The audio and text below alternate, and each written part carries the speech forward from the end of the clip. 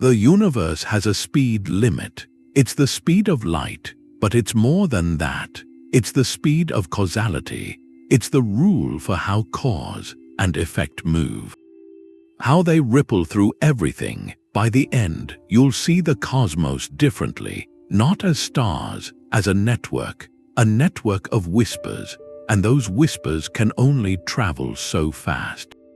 We'll see why this one number stops time travel paradoxes, and how it traps light, traps it right at the edge of a black hole. So what does it mean that even influence has a top speed? What does that mean for reality? That universal speed limit, it wasn't always known. For most of human history, light was just there, a divine spark, an emanation from the eye. An ethereal fluid that filled the cosmos, and it filled it instantaneously. The idea that it had a speed, that it took time to travel, that seemed almost heretical. How could something so immediate, so essential to perception, be anything but instantaneous? That belief was deeply ingrained, and it took a cosmic clock, ticking far out in the solar system, to begin to shatter it. In the late 17th century, a Danish astronomer, Ole Rømer, was studying the moons of Jupiter. He was timing their orbits, watching them disappear behind the giant planet and then reappear from its shadow. And he noticed something. When Earth was farther from Jupiter in its own orbit, the eclipses of the moons happened later than predicted. When Earth was closer, they happened earlier. The discrepancy wasn't huge, but it was consistent. The only logical explanation was that light itself wasn't instantaneous. It was taking extra time to cross the extra distance from Jupiter to Earth. Rømer had for the first time measured a delay in the fabric of reality. He calculated a speed for light, a rough number but a revolutionary one. It proved light was finite. Yet for over a century, this remained a curious astronomical observation. Light was fast, yes, but what was it? The true gauge for its speed came not from a telescope, but from a set of equations on a page. In the 1860s, a Scottish physicist, James Clerk Maxwell, was unifying electricity and magnetism. His work produced 4 elegant equations. They described how electric and magnetic fields dance together, creating waves that propagate through space. And when he solved those equations, a number fell out. It was the speed of an electromagnetic wave, and that number matched the known speed of light with stunning precision. That was the moment of revelation. Light wasn't some mystical substance. It was an electromagnetic wave, and its speed wasn't just a property of light. It was a fundamental constant, woven into the very laws of electromagnetism. He called it C. That was the pivotal shift. Light went from being a phenomenon we observed to a constant we calculated, a number baked into the universe's deepest rules. It was no longer just about seeing. It was about the structure of space and time, and that set the stage for a young patent clerk, Albert Einstein. He took Maxwell's constant and asked a terrifyingly simple question. What if this speed, c, is absolute? What if it's the same for every observer, no matter how fast they're moving? From that question, special relativity was born. And c was placed at the very center of a new understanding. It was no longer merely the speed of light. It was the speed limit for information, for influence, for cause and effect. That journey from a divine spark to a number in an equation, that's what lets us ask the deeper question. What is this limit truly governing? And the answer lies not in the light, but in the stage upon which it performs. Maxwell's equations had set the stage, but Einstein asked a question that changed everything. What if that speed, c, isn't just something light does? What if it's a feature of the stage itself? What if every observer, no matter how fast they're moving, measures exactly the same speed for a beam of light in empty space? This wasn't a small fix, it was a complete overhaul, because if the speed of light is constant for everyone, then something else has to give, and what gives are the things we thought were absolute. Time and space, think of it this way: you're standing still. A friend races past you on a rocket at half the speed of light. You both watch the same beam of light. Common sense says your friend moving toward the light should measure it as faster, and you, standing still, should measure it as slower, but Einstein's postulate says no. You both, with perfect instruments, get the exact same number. The light outraces your friend just as easily as it outraces you. For that to be true, the universe has to perform a balancing act. Your friend's clock must tick slower than yours, and the length of your friend's rocket in the direction of motion must appear shorter to you. That's time dilation and length contraction. They're not illusions. They're the universe's way of keeping the cosmic speed limit inviolate. Time and space become flexible. They stretch and compress so that no matter how you move, you never catch a light beam in a vacuum. You can add speed to speed, but you'll never reach c. The math shows it would require infinite energy, an impossibility. This leads to a thought experiment. Picture a child with a flashlight on a starship. She points it forward and turns it on. From inside the ship, the light races away at sea. Now the pilot fires the engines. The ship accelerates to half light speed. The child points the flashlight again. What does she see? The light still races away at c, not c plus half c. The ship's motion is irrelevant. The pilot pushes harder, reaching 99.9% of light speed. The child flashes the light. It still, stubbornly, moves away at c. The universe has adjusted her clocks and her rulers to make it so. The beam is forever out of reach. Chasing light is like running on a treadmill that speeds up exactly as fast as you do. You pour in more energy, you move your legs, but you never gain an inch on the belt. The limit is built into the machinery, and here's the crucial leap. If you cannot outrun light, you cannot outrun a cause. Imagine a distant supernova exploding. That explosion is the cause. The light, the news of the event, is the effect. That information travels at sea. Nothing, no signal, no particle, no gravitational wave can reach you before that light does. To do that would be to experience the effect before the cause. A logical impossibility. It would unravel the sequence of reality itself. So c is not merely the speed of light. It is the speed of causality. It's the maximum rate at which any point in the universe can say, I am here, to any other point. It's the speed of connection, of influence, of consequence. That's why it's the ultimate speed limit, not because light is special, but because the logical order of cause and effect is the foundation. The foundation of all physics and our experience of reality. The glue is causality. A cause has to come before its effect. You push a domino and then it falls. You flip a switch and then the light comes on. It's so obvious we don't think about it. It's the foundation of how we understand anything. But in a universe where time can bend, that foundation is what you have to protect. Without a fixed order, reality stops making sense. You could get a letter warning you about a mistake you haven't made yet, or you could go back and prevent your own birth. Those aren't just stories, they're paradoxes, an effect reaching back to remove its own cause. For physics to work, for there to be one reality, that can't happen.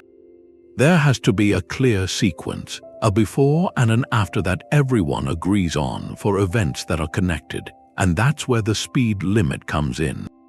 The speed of light, c, enforces that. It's a rule for influence. You can see it with a light cone. Take one event, a flash of light at one point in space, at one moment in time. Now trace where that light can go. Into the future, it expands as a sphere moving at light speed. That sphere is the future light cone. Every point in there is a place the flash could possibly reach. Anything outside it is unreachable. To affect something outside, you'd need to send a signal faster than light. Then look to the past. Trace all the paths light could have taken to get to that flash. That's the past light cone. It holds every event that could have caused it. Anything outside that cone couldn't have been a cause. So for that one event, your whole causal world is inside these two cones meeting at the flash. The future cone is what you can affect. The past cone is what could affect you. Everything else, the vast region outside, is called elsewhere. Those events are disconnected. They can't affect you, and you can't affect them without breaking the speed limit. Their order in time can look different to different people, and it doesn't matter because they can never talk to each other. So the speed of light isn't just about light. It's the speed at which "I am here" gets communicated. It's the speed of a question and its answer. It divides the universe into possible conversations. That's why c is the speed of causality. It's the maximum rate for a consequence to happen. It keeps the dominoes falling in a line, even when space and time are bending. It makes sure that for any two connected events, everyone, everywhere, agrees on which came first. The cause, then the effect, always. The light cone is the map. It takes causality and gives it a shape in spacetime. You start with an event, a flash, a supernova, a decision. From that point, you trace light moving outward at the speed limit. Over time, those lines form a cone opening into the future. That's the future light cone. Every point inside it is a place the event can reach, a moment it can influence. Any effect has to be inside that volume. Then you reverse it. You trace all the paths light could have taken to arrive at that event. Those lines form a cone opening into the past. That's the past light cone. Everything inside it could have been a cause. The event sits at the tip, where its possible past and its possible future meet. The framework is simple. The boundary of the cone is defined by light moving at the universal speed limit. Anything inside the cone is causally connected. You can send a signal there or receive one. Anything outside the cone is called elsewhere. It's disconnected. No signal, no particle, no influence can cross that boundary without breaking the speed of light. It's not about distance, it's a law of connection. Two stars exploding at the same moment on opposite sides of the galaxy might be simultaneous for one observer. But if they're outside each other's light cones, they aren't connected. One didn't cause the other. Their simultaneity is a local coincidence. For another observer moving at a different speed, those explosions might not appear simultaneous at all. And that's fine. The relativity of simultaneity only causes paradoxes if the events are causally connected. The light cone ensures they aren't. This leads to the most profound implication, our cosmic horizon. We look at the most distant galaxies. The light we see left them billions of years ago. They are inside our past light cone. We can see them, so they could have influenced us. But there's a boundary. Because the universe has a finite age and light has a finite speed, there's a limit to how far we can see. There are galaxies whose light hasn't had enough time to reach us since the beginning. They lie outside our past light cone. To us, they don't exist yet. They are in our elsewhere, and we are in theirs. We can't affect them, and they can't affect us. Not now, maybe not ever, if the expansion of space carries them away too fast. The light cone shows a universe not just of vast distances, but of isolated pockets of causality. Islands of influence that can't yet touch. It shows that the speed of light does more than govern motion. It governs knowing. It defines what is real and relevant to any point in the cosmos. And this very isolation sets the stage for the ultimate prison, a place where the speed limit creates a point of no return. So we're trying to measure a connection in a reality that's flexible. Time and space aren't fixed, but there's one thing that stays the same for everyone. It's the space-time interval. Every observer agrees on it, no matter how fast they're moving. It's the true distance between two events. It blends space and time into one fabric. Take a simple event. A firecracker explodes in a field. An observer standing nearby measures how far the flash traveled and how long it took. Another observer speeding by in a car measures different numbers for distance and time. Their rulers and clocks disagree, but if they both calculate the space-time interval, they get the exact same answer. You calculate it by taking the time separation, squaring it, and subtracting the spatial distance squared. The speed of light, c, is the conversion factor. That formula is like the universe's secret handshake. You can argue about time and space separately, but you can't argue about their combined reality. This interval comes in three forms. Each one tells a story about causality. The first is called light-like. That's for events connected by a beam of light. The distance in light years exactly equals the time in years. The calculation gives 0. It's the boundary of the light cone. The flash of the firecracker reaching your eye is a light-like interval. The second is time-like. Here, the time part of the interval is greater than the space part. In plain terms, there was enough time for something traveling slower than light to get from one event to the other. These events are inside each other's light cones. One can be the cause of the other. You hearing the firecrackers bang a moment after seeing the flash is a time-like interval. Cause and effect are possible. The third is space-like. This is the realm of elsewhere. The space part is greater than the time part. The events are so far apart in space and so close in time that not even light could bridge the gap. They're outside each other's light cones. No signal can connect them. For these events, the order in time is not absolute. One observer might see event A happen before B, another might see them as simultaneous, and a third might see B before A. It doesn't create a paradox because they cannot influence each other. They are causally disconnected, so the spacetime interval is the ultimate referee. It doesn't care about your perspective. It simply declares for any two events whether a conversation between them is allowed by the laws of physics.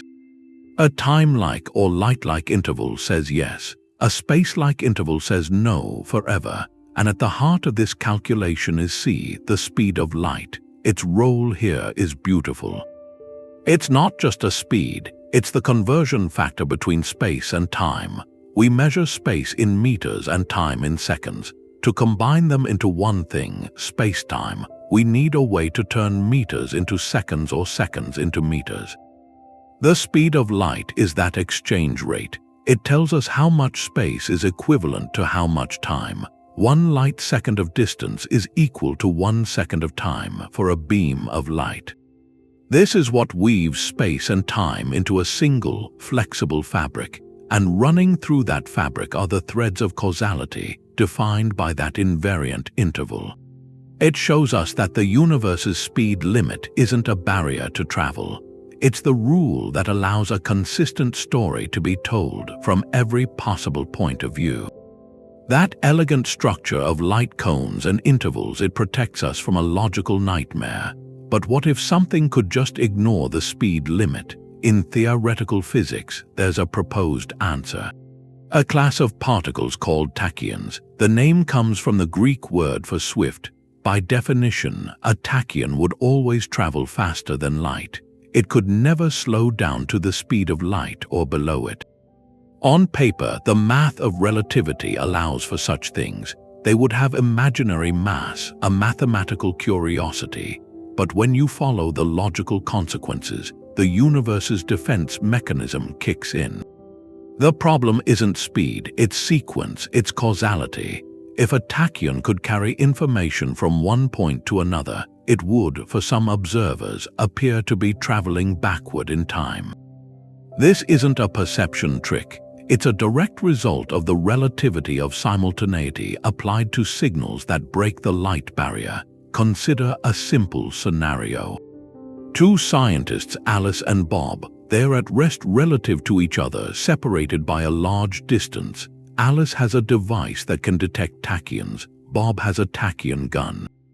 They agree that at a prearranged time, Bob will fire a tachyon message to Alice. From their shared perspective, the tachyon, moving faster than light, leaves Bob and arrives at Alice a short time later. Cause, then effect. Bob fires, then Alice receives. Now introduce a third observer, Charlie, who is moving at a high speed relative to Alice and Bob. Due to his motion and the rules of relativity, his measurement of when events happen is different. In his frame of reference, he might see the tachyon arrive at Alice before Bob fires it. For Charlie, the effect precedes the cause. The message is received before it is sent. That alone is unsettling, but it becomes a full paradox when you add a reply. This is the core of the tachyonic antitelephone thought experiment. Imagine Alice, upon receiving Bob's tachyon message, immediately uses her own tachyon transmitter to send a reply. That reply, traveling faster than light, could reach Bob before he even sent the original message. It could say, "Do not send the message." So if Bob gets the warning and doesn't send the message, how did Alice ever receive it to send the warning? You have a closed loop of influence with no beginning. An effect has erased its own cause. Reality becomes a contradiction. The universe, through the invariant speed of light, has built a firewall against this. The light cone structure ensures that for any two events that can influence each other, the order of cause and effect is preserved for all observers. Tachyons, by existing outside this structure, shatter that agreement. They turn space-like intervals into channels for communication, allowing disconnected events to talk. And when disconnected events talk, they argue about what happened first. This is why most physicists regard tachyons not as real particles, but as mathematical signposts. They are flags that appear in equations to indicate an instability or a boundary not to be crossed. They reinforce the profound truth we've been uncovering. The speed c is not an arbitrary limit like a highway sign. It is the guardian of temporal sequence. It is the rule that keeps the story of the universe moving forward in a single, consistent narrative.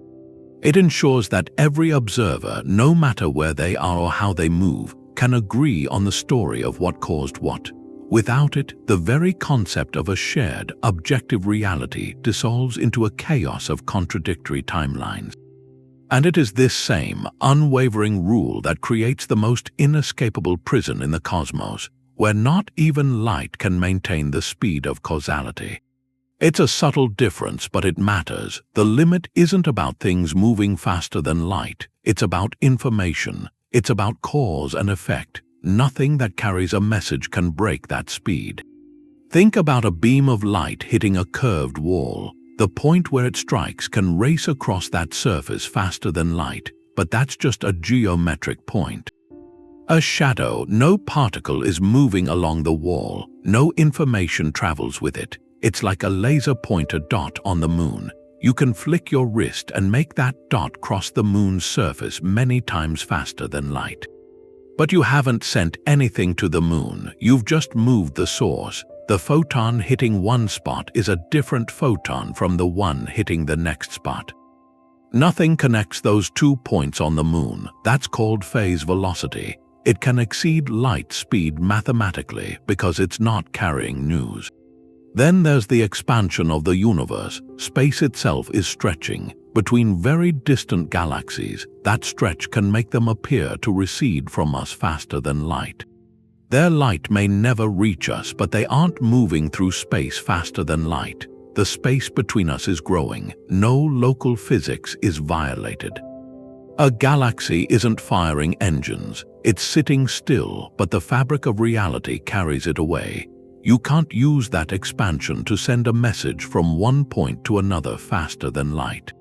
The medium changes, not the messenger. That brings us to quantum entanglement. Two particles created together, linked, separate them by light years, measure one, and its property instantly determines the partner's property. The correlation is immediate. It seems faster than light. Einstein called it spooky action at a distance. It seemed like a cosmic cheat, but experiments show something crucial. You can't use it to send a signal. You can't make the distant particle do something predictable based on what you do here. When you measure your particle, the outcome is random.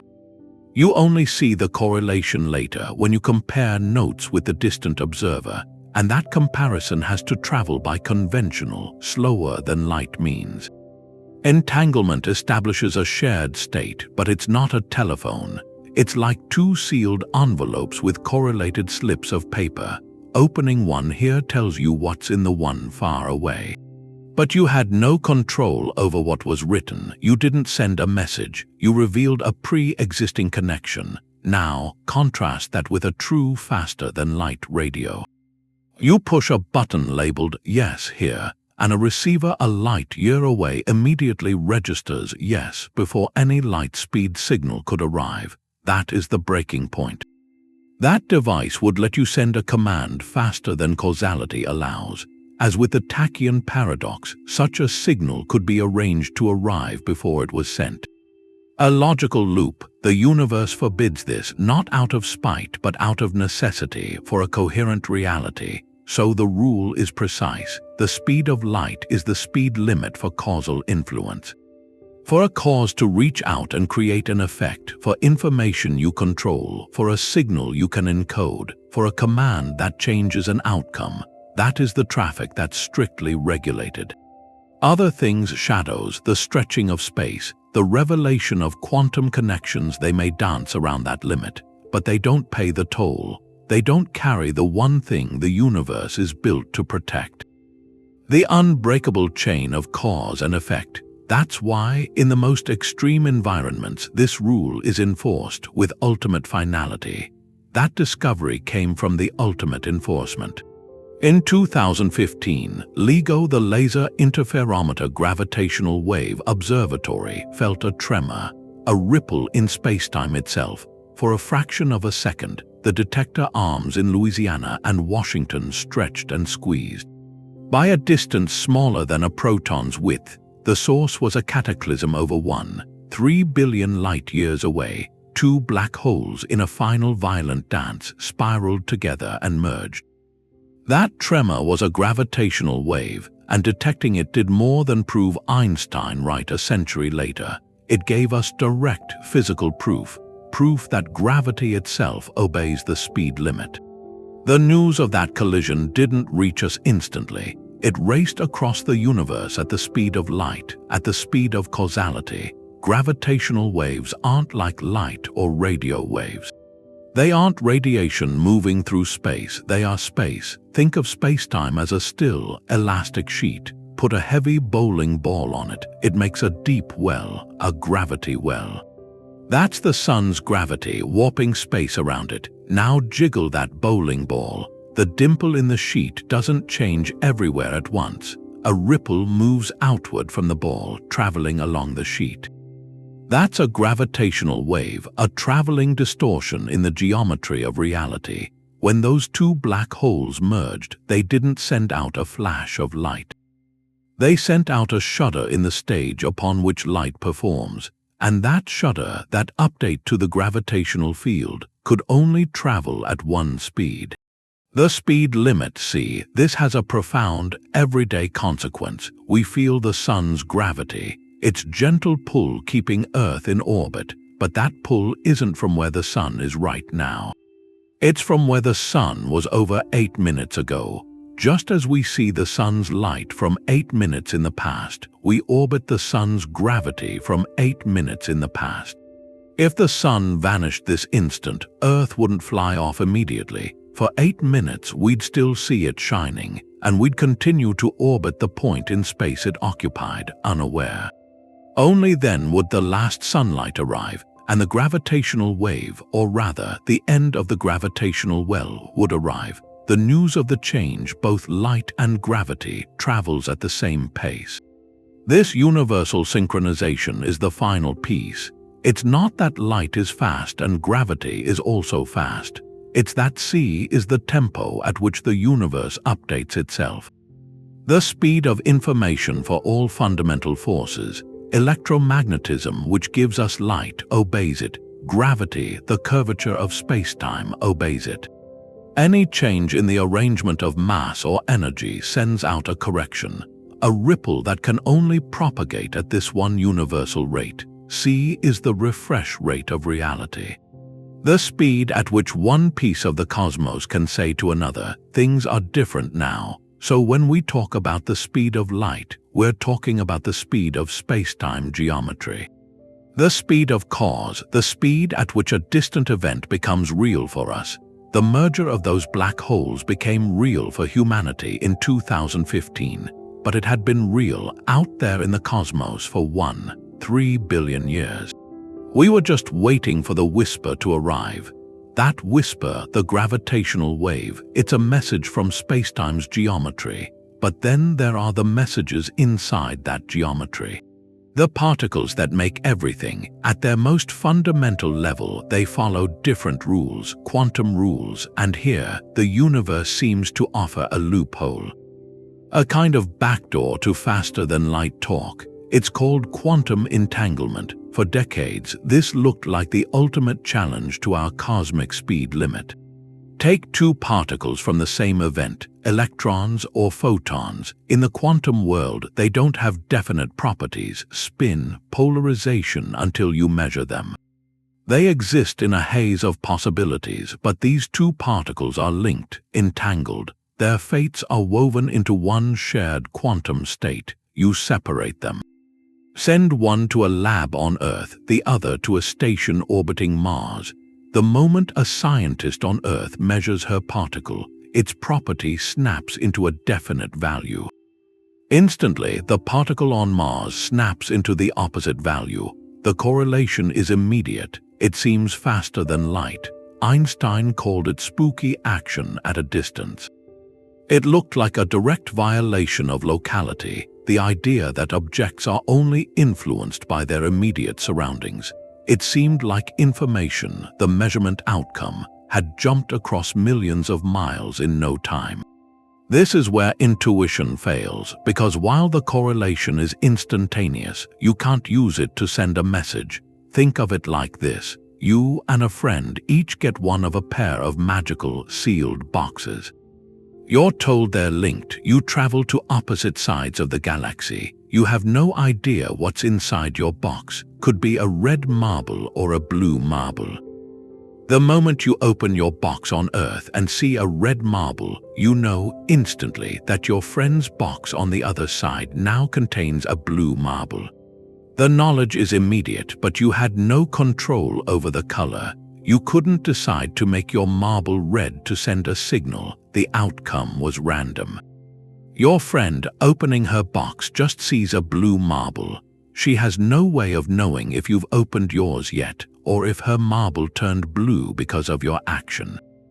To confirm the spooky link, you both have to get on a slower-than-light radio and compare notes. You say, "I opened mine at this time and saw red," and she says, "I opened mine at that time and saw blue." The connection was there, but the usable information about that connection traveled at classical speed. This is the heart of the no communication theorem in quantum mechanics. It's a mathematical proof that no operation on one half of an entangled pair can force a detectable change in the other half that sends a controllable message. The distant observer sees only random noise until they compare their data with yours. Entanglement establishes a shared reality, but it cannot be a telephone. It's a cosmic secret written in a language of pure correlation, where the meaning only emerges when the two pages are brought together. So quantum mechanics and relativity engage in this delicate conspiracy. Relativity says no signal can travel faster than light. Quantum mechanics creates these instantaneous, ghostly correlations. The no communication theorem is the peace treaty. It ensures the spooky action remains just a correlation without signaling power. The speed of light stays the gatekeeper for all operational, observable influence. You can't use the quantum weirdness to tell your friend on Mars to meet you for lunch before the light speed invitation arrives. The universe's causal order is preserved. This reveals something. The speed limit isn't just a barrier for particles or rockets. It is the foundational principle for transmitting information that changes probabilities. For sending a command, for making something happen over there because of a choice you made over here. Entanglement doesn't break this. It exists in a layer beneath it, a layer of shared existence that only shows up as statistical correlation. It hints that at the deepest level, the universe might be non-local, interconnected in ways we don't fully grasp. But when it comes to the business of cause and effect, of making a mark on the world, the old rule stands firm. Light speed is the speed of consequence, and this rule finds its most absolute expression not in the void, but at the edge of a place where light itself is imprisoned.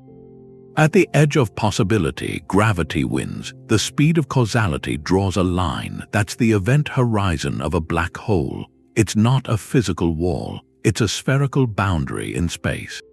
The point of no return. At that exact distance from the center, the escape velocity, the speed you'd need to break free equals the speed of light. And since nothing can reach that speed, nothing escapes. Not matter, not light, not information. The horizon is a one-way membrane. You can cross inward, but you can never send a signal back out. It's the ultimate causal barrier.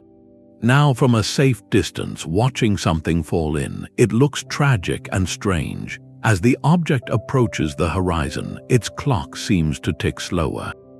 Time dilation pushed to the extreme. The light from it gets redder, dimmer. The last photons it emits, right at the horizon, take an infinite amount of time to climb out. To the outside universe, the object seems to freeze. It fades to red, then to darkness, its image just suspended on the threshold. It never quite appears to cross. That's the infinite time stretch, but for the object itself, if it could survive, the crossing is uneventful. No sign, no shudder. It passes the point of no return in a finite amount of time on its own clock. But once inside, every possible future path leads to the center, the singularity. The direction outward just stops being an option. Spacetime inside is so warped that all roads lead inward. It's a region where the future isn't a choice, it's a destination that creates a profound isolation. Any event inside the horizon is cut off from the outside universe. Its light cone, its sphere of possible influence, is bent entirely inward. No signal, no particle, no ripple can get from inside to outside. The horizon is a one-way curtain for causality. The outside can influence the inside. You can throw things in, but the inside can never influence the outside. It's a cosmic quarantine. This leads to one of the great puzzles, the black hole information paradox.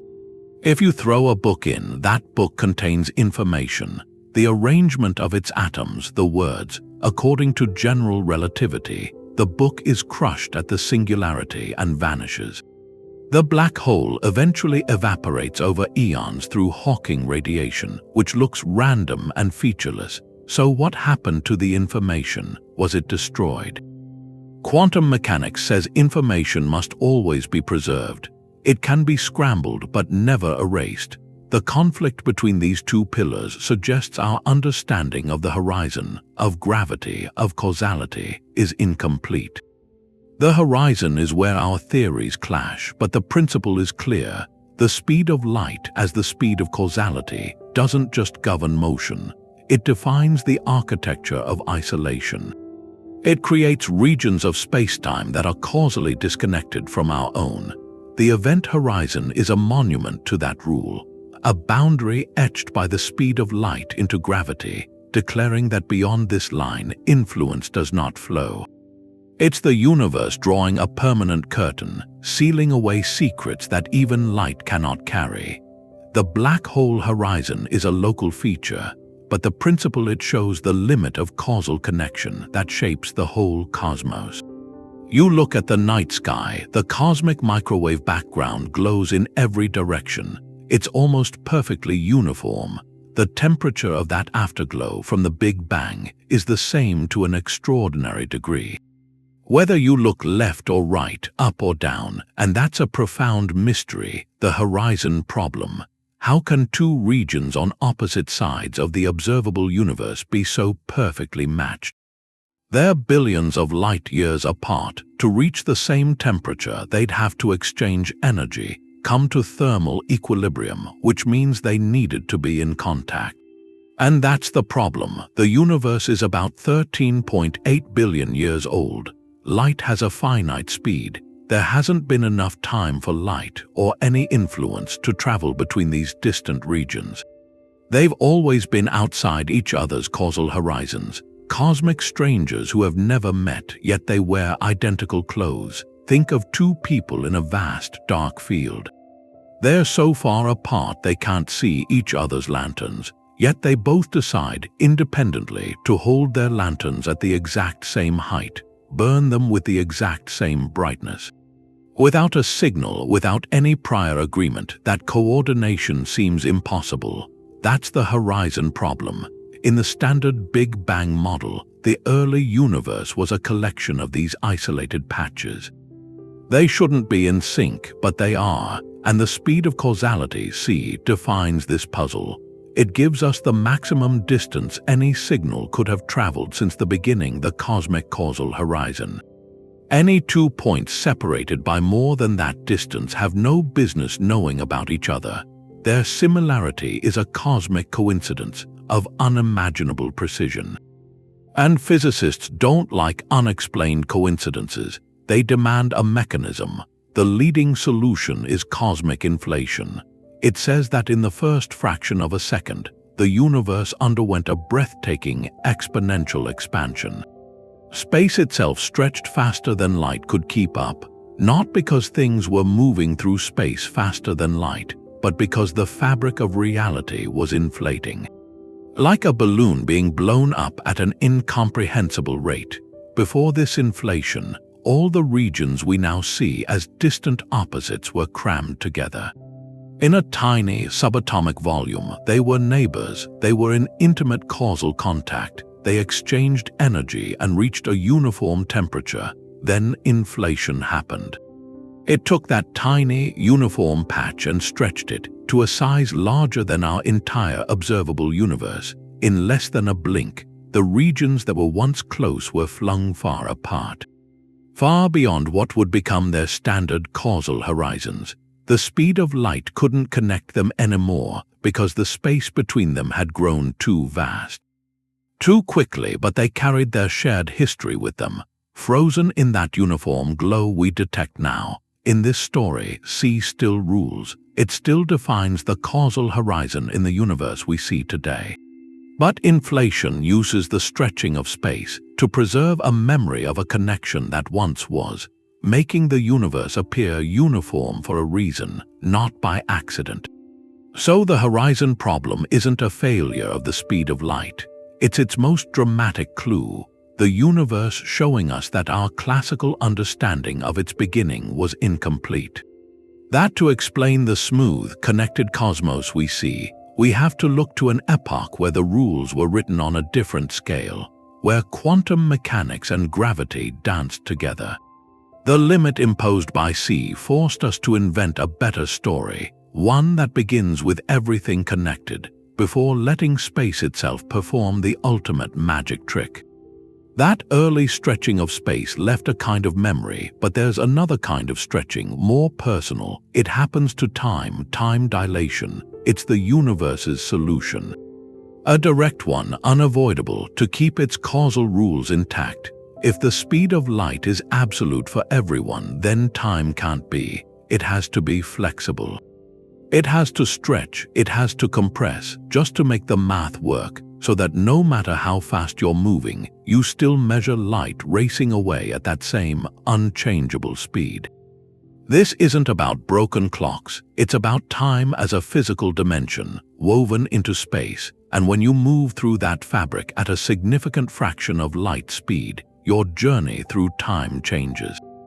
Relative to someone standing still, think of it as a cosmic budget. The universe has a fixed amount of something, the space-time interval. It blends distance and duration. You can spend that budget on moving through space or on moving through time. If you're standing still, you spend it all on time. Your clock ticks at what we call the normal rate. But if you start moving through space very fast, you have to spend some of that budget on your motion. There's less left for time. So, from the perspective of someone stationary, your clock appears to tick slower. You are moving through time more slowly than they are. That's the trade-off. The faster you go through space, the slower you go through time, all to keep that fundamental speed, c, constant for everyone. We have proof of this, direct, everyday proof. It rains down on us from the sky. High above the Earth, cosmic rays from deep space collide with atoms in our atmosphere. These collisions create showers of particles, including muons. Muons are like heavy, unstable cousins of the electron. They're created with such high energy that they move at nearly the speed of light. And here's the key. In a lab, when muons are at rest, they decay in about 2.2 microseconds. That's their lifetime. From that perspective, even moving at light speed, they should only travel about 660 meters before decaying. The atmosphere is over 10,000 meters thick. Almost none should reach the ground, but they do, in enormous numbers. Our detectors on the surface count them constantly. How is that possible? Time dilation. From our perspective on the ground, the clock of the high-speed muon is running slow. Its 2.2 microsecond lifetime is stretched. From our point of view, it lives long enough to traverse the entire atmosphere, to reach our detectors. From the muon's own perspective, its clock is normal. It still experiences a lifespan of about 2.2 microseconds. But in that time, because it is moving so fast, the distance from the top of the atmosphere to the ground is length contracted. The atmosphere is compressed, so it has less distance to travel. Both stories are true. Both perspectives are valid. The universe reconciles them through the flexibility of time and space. All to preserve the invariant speed of light, and by extension, the unbreakable chain of cause and effect. This is the link. Time dilation isn't just a weird side effect of going fast. It is the mechanism that enforces causality. It ensures that for any two events that can influence each other, the order of cause and effect is preserved. For every possible observer, if you could watch a spaceship traveling at 99% of light speed, you'd see the astronauts moving in slow motion. Their speech would drag, their heartbeats would be sluggish, but to them, everything on their ship would seem normal. It's the universe maintaining a consistent story, making sure that a signal sent from the front of their ship to the back always arrives after it was sent, no matter who is watching. So when we say c is the speed of causality, we are also saying it is the governor of time. It is the constant that forces time to be relative. That muon reaching the ground is not just a curiosity, it's a tiny messenger from the heart of relativity, carrying proof that the flow of time itself is negotiable, the universe's ultimate price for a unified, coherent reality, where effects never outrun their causes. Space is flexible too. The universe makes a complementary adjustment, length contraction. An object moving relative to you doesn't just experience slower time. It also appears physically shorter in the direction it's traveling. A speeding rocket would look squashed like a pancake flying sideways. That's not an illusion. It's a real, measurable compression of space, a direct consequence of the invariant speed of light. It's the other side of the cosmic ledger. Time slows down, distances shrink. All to keep the total balance sheet, the speed of light, unchanged for every observer. Think of it this way: you're on a platform, a train races past close to light speed. You have two synchronized clocks at the start and end of the platform. You measure the train's speed by timing how long it takes the front to pass from one clock to the other. But from your perspective, the train's own clocks are running slow. Time dilation. If you only use the train's slowed down time in your calculation, you'd get a speed faster than light. That can't happen, so the universe provides the fix. The train's length in your frame is contracted. It's physically shorter, so it takes less time to pass your platform clocks, even with its own time running slow. These two effects, time dilation and length contraction, precisely cancel out in the velocity calculation. The result, you measure exactly the same speed for the train's light beam inside it as the passengers do. The limit holds. Visualize a corridor, a spacecraft so long it barely fits inside a space station hangar when both are at rest. Now the pilot accelerates the ship to a significant fraction of light speed. From the station's control room, you watch on a monitor. Due to length contraction, the speeding ship now appears shorter than the hangar. It looks like it could easily zip inside. But from the pilot's perspective, the opposite is true. For her, the ship is its normal length. It's the space station and the hangar that are moving toward her at high speed. And in her frame, it's the hangar that is length contracted. It appears even shorter than her ship to her. The hangar opening looks too narrow to fit through. Both observations are correct within their own frames of reference. This seeming paradox is resolved by the relativity of simultaneity. Observers in relative motion disagree on whether events at the front and back of the ship happen at the same time. The ship does fit without breaking because the moments when the front and back clear the opening are judged differently by the two observers. The dynamic adjustments of space and time work in concert to make it possible, all while ensuring no local measurement of speed ever exceeds c. This spatial compression is why the muon reaches the ground. From the muon's point of view, its lifetime is normal. But the 10,000-meter thickness of the atmosphere is not. That vast distance is length contracted, squashed down to a few hundred meters by its tremendous speed.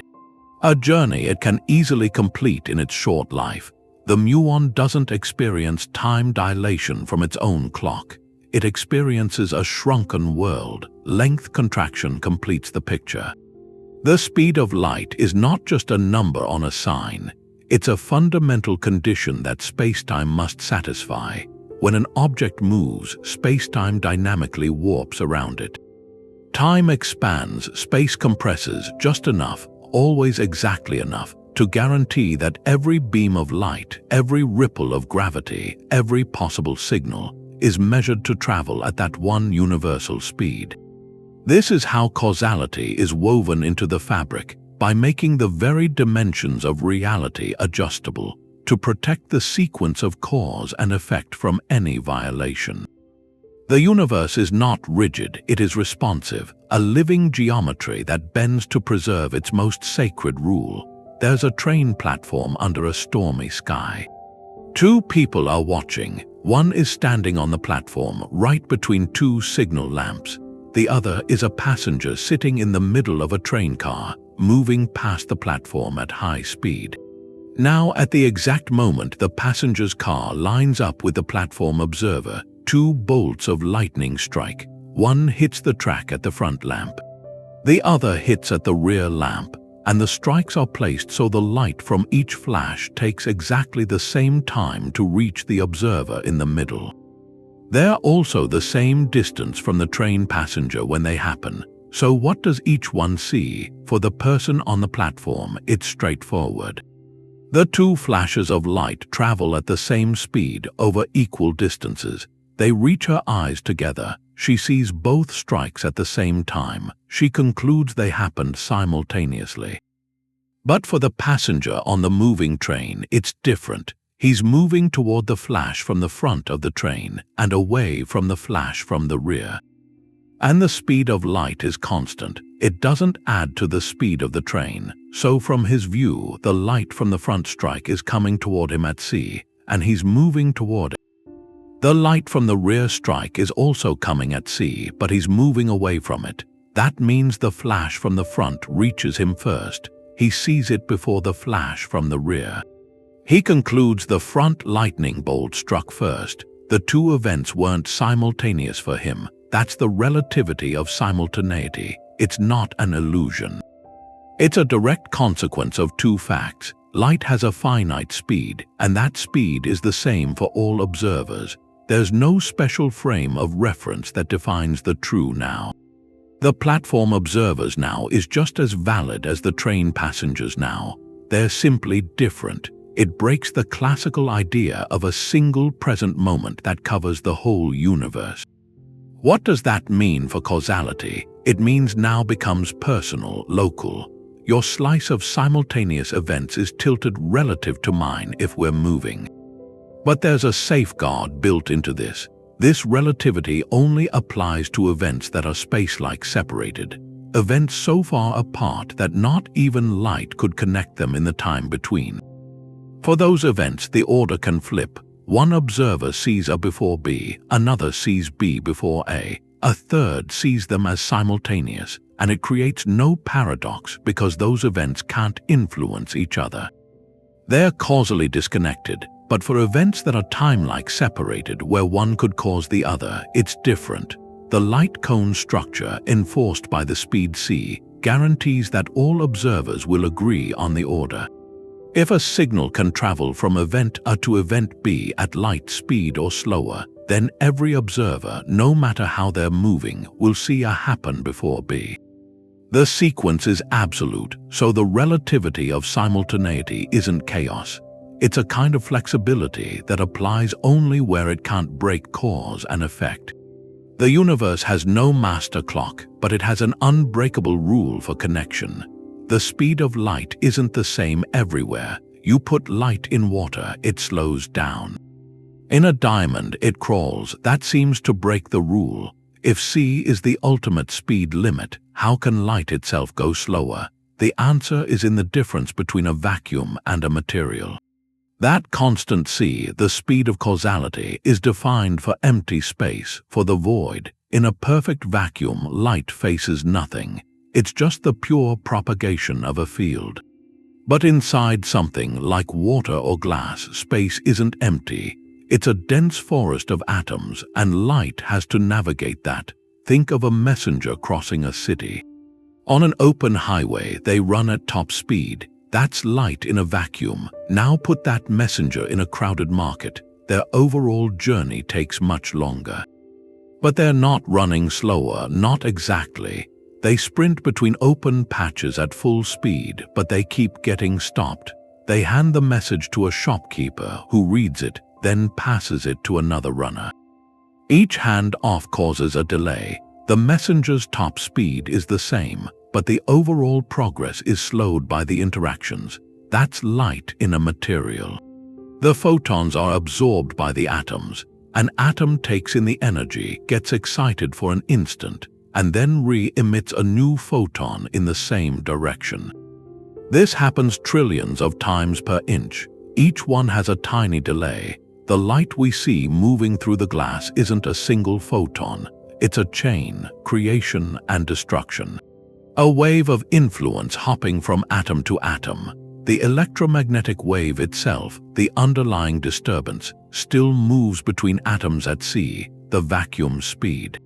But the apparent speed of the light wave front is slowed down by all that waiting. That's why a prism works. Different colors have slightly different energies.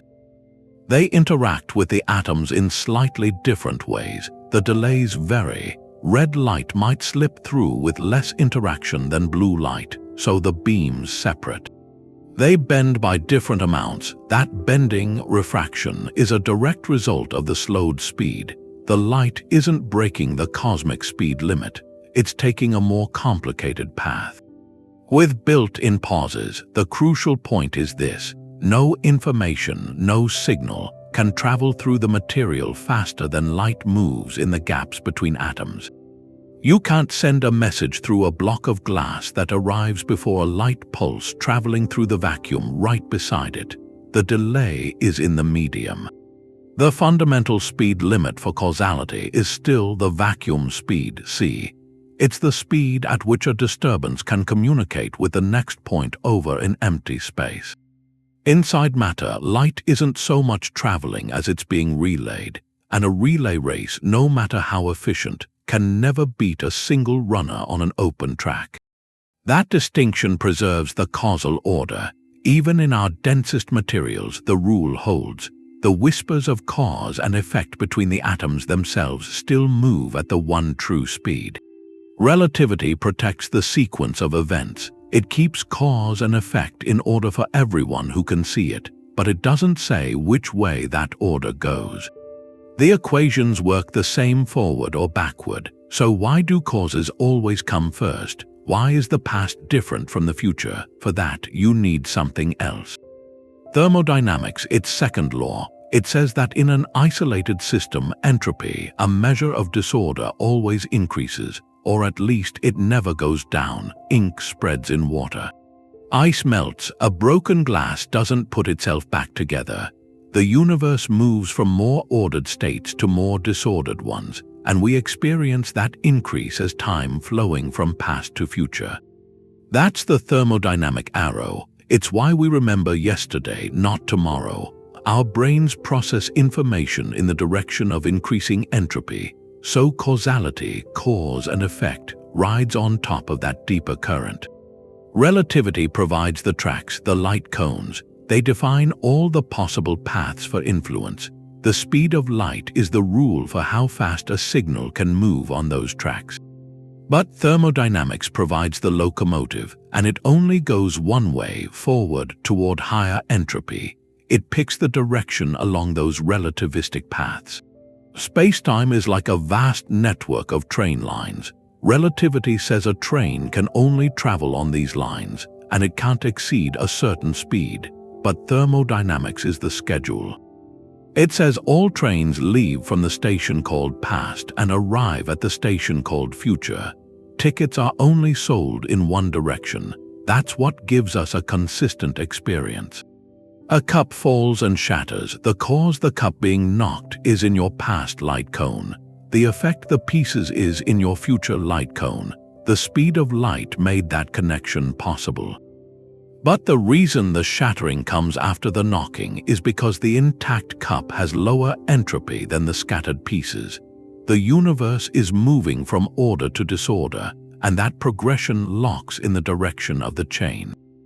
Without this arrow, the structure of light cones could, in theory, be traveled backward. You could have loops where an effect reaches back to become its own cause.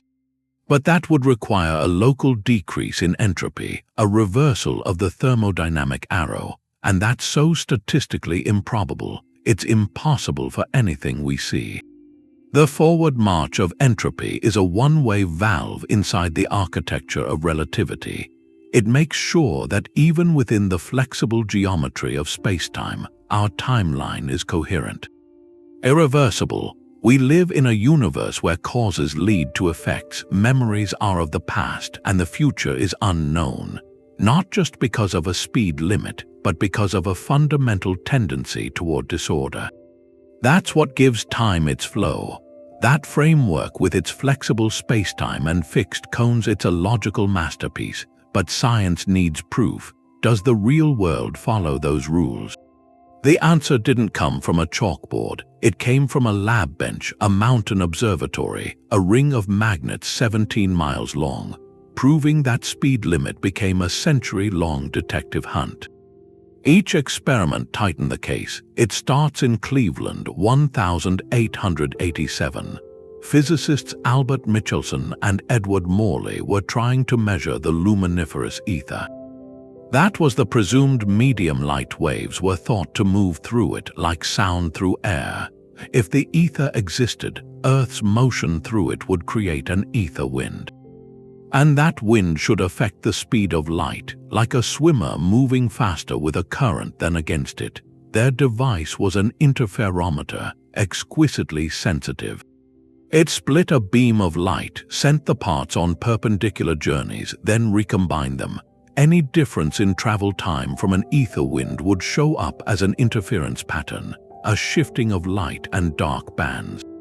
They rotated the apparatus, took measurements at all hours. The result was a profound silence, no shift, no ether wind. The speed of light was the same in every direction, regardless of Earth's motion. That was the first great experimental pillar for Einstein's later postulate. There was no stationary stage. The stage itself was the thing. The next pillar came from smashing particles together.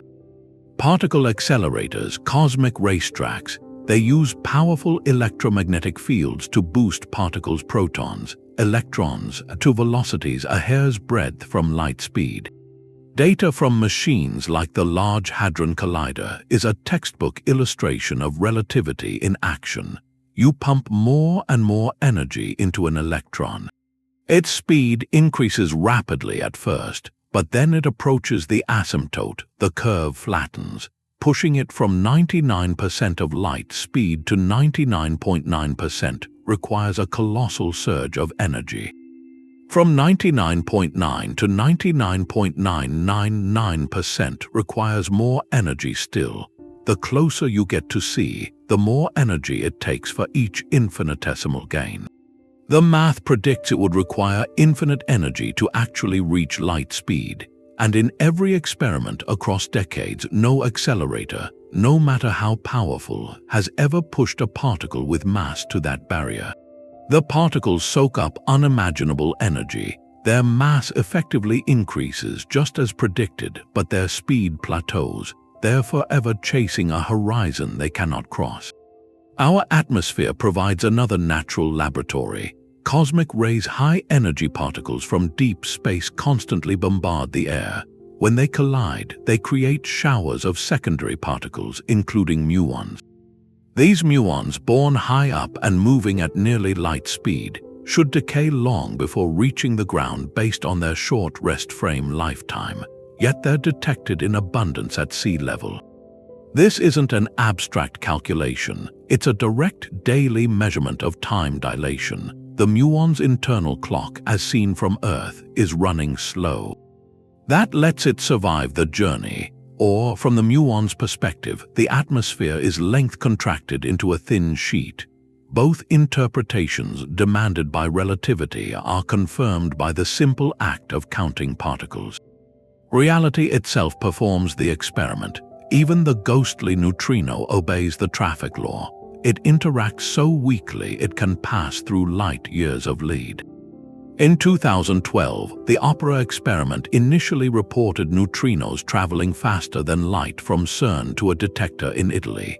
A sensational claim. The scientific community responded not with celebration, but with intense scrutiny. The search for error began, and it was found: a loose fiber optic cable, a mis-synchronized clock. When corrected, the neutrinos fell perfectly in line, traveling just below C. That episode, far from undermining the principle, strengthened it. It showed the extreme care required to test the limit and the robustness of the consensus when a result challenges it. No signal has ever been verified to break the barrier, from the meticulous silence of Michelson and Morley's lab to the violent, energy-hungry rings of particle colliders. To the silent rain of muons through the air, the evidence converges. It forms an empirical bedrock. The speed of light in a vacuum is invariant. It's the universe's ultimate speed limit. And because it's the speed limit for all massless particles and field disturbances, it is by undeniable consequence the speed of causality itself. These experiments measure more than velocity. They measure the very tempo at which reality updates. They confirm the light cones aren't just a pretty diagram. They're the iron lattice of a cosmos where cause always and only precedes effect. That limit, the ultimate speed for influence, creates a universe of isolation. We're separated by space and by the rules of connection. Information can't travel faster than light, so our cosmic neighborhood has hard borders. There's a sphere of space from which light has had time to reach us since the beginning. That's our observable universe. Everything inside it is, or was, inside our past light cone. We can see it, so it could have influenced us, but outside that sphere is the unobservable universe. Galaxies whose light is still on the way, or, because space is expanding and accelerating, may never get here at all. They're receding beyond our causal horizon. They're moving into our cosmic elsewhere, forever disconnected. It's a startling picture. The universe might be infinite or much larger than what we see. But we're trapped in a bubble of causality, a pocket of reality defined by how far a whisper could travel in 13.8 billion years. We can only know, and ever hope to interact with, a finite slice of all that exists. The rest is hidden behind a veil made from the speed of light itself. It's not a physical wall, it's a temporal one, a horizon of knowability that imposes a fundamental limit. No telescope, however advanced, can ever see past that horizon. No signal we send can catch up to those fleeing galaxies. For all practical purposes, they're separate universes. We share a cosmic origin, but our futures are causally divorced. We'll never know if life evolved there, if civilizations rose and fell, if their skies hold wonders we can't imagine. The speed of light, as the speed of causality, dictates a permanent cosmic solitude for every pocket of the cosmos. It leads to a humbling question. If there are regions of reality forever disconnected from our own, can we even say they're part of our reality? In a physical sense, they are. They're part of the same space-time continuum, but in a causal, experiential sense, they might as well not exist. Our reality is defined by what can affect us. What we can measure, what we can know, the speed of light carves out that domain. It says, this is your island. You can study its shores, but you can never build a bridge to the next island over. So when we look up at the night sky, we're not looking out at a universe open for exploration. We're looking back in time at a fading historical record. And we're looking at the walls of our cage, a cage not of bars but of time and the finite speed of connection. That doesn't diminish the wonder, it deepens it. It means our entire scientific endeavor, everything we've learned about the cosmos, is the study of a single, magnificent, causally connected bubble. A story written in light, limited by its own speed. It defines not just the laws of physics, but the very boundaries of experience. We are each at the center of a sphere of influence that expands at the speed of light. But we're also at the center of a sphere of ignorance that recedes just as fast. The universe is not just stranger than we imagine, it's larger than we can ever know. The proof isn't just in particle detectors, it isn't just in ancient starlight, it's in your pocket. Your phone has GPS, that's a network of satellites. Each one has an atomic clock, incredibly precise, and those clocks would be useless without relativity. The satellites are moving fast, about 14,000 kilometers per hour. Special relativity says that speed makes their clocks tick slower than clocks on the ground, by about 7 microseconds each day, but the satellites are also high up. 20,000 kilometers in a weaker gravity. General relativity says in weaker gravity, clocks tick faster. That effect is bigger. It makes them gain about 45 microseconds per day. So the net result is the satellite clocks run fast. Compared to Earth, they gain about 38 microseconds every day. That seems tiny, but light is fast. It travels almost 300,000 kilometers in 1 second. In 38 microseconds, light travels over 11 kilometers. So if you didn't correct the clocks, your GPS would drift. Kilometers every day, it would be useless, so the engineers build in the correction. They pre-adjust the satellite clocks. They make them tick slightly slower before launch. So that once they're in orbit, they tick at the right rate. The speed of light, the time dilation, it's not just theory. It's a line of code in the software that guides you. It's an engineering parameter, as real as the silicon in the chips. And then there's the bigger ambition. Interstellar travel, reaching other stars, and here, the speed of causality isn't just a parameter. It's a wall. Take our nearest star, Proxima Centauri. It's about 4.24 light-years away. That means light itself takes over 4 years to get there. Any signal, any probe, any ship cannot arrive sooner than that, even with advanced propulsion, nuclear fusion, antimatter drives. The ship would still be limited to a fraction of light speed. At 90% of light speed, the journey from Earth's perspective would take about 4.7 years one way, but for the crew, time dilation changes things. Their clocks would slow, their subjective travel time might be only around 2 years. That's the twin paradox. One twin travels to the star and back at near light speed. They come back younger than the twin who stayed on Earth.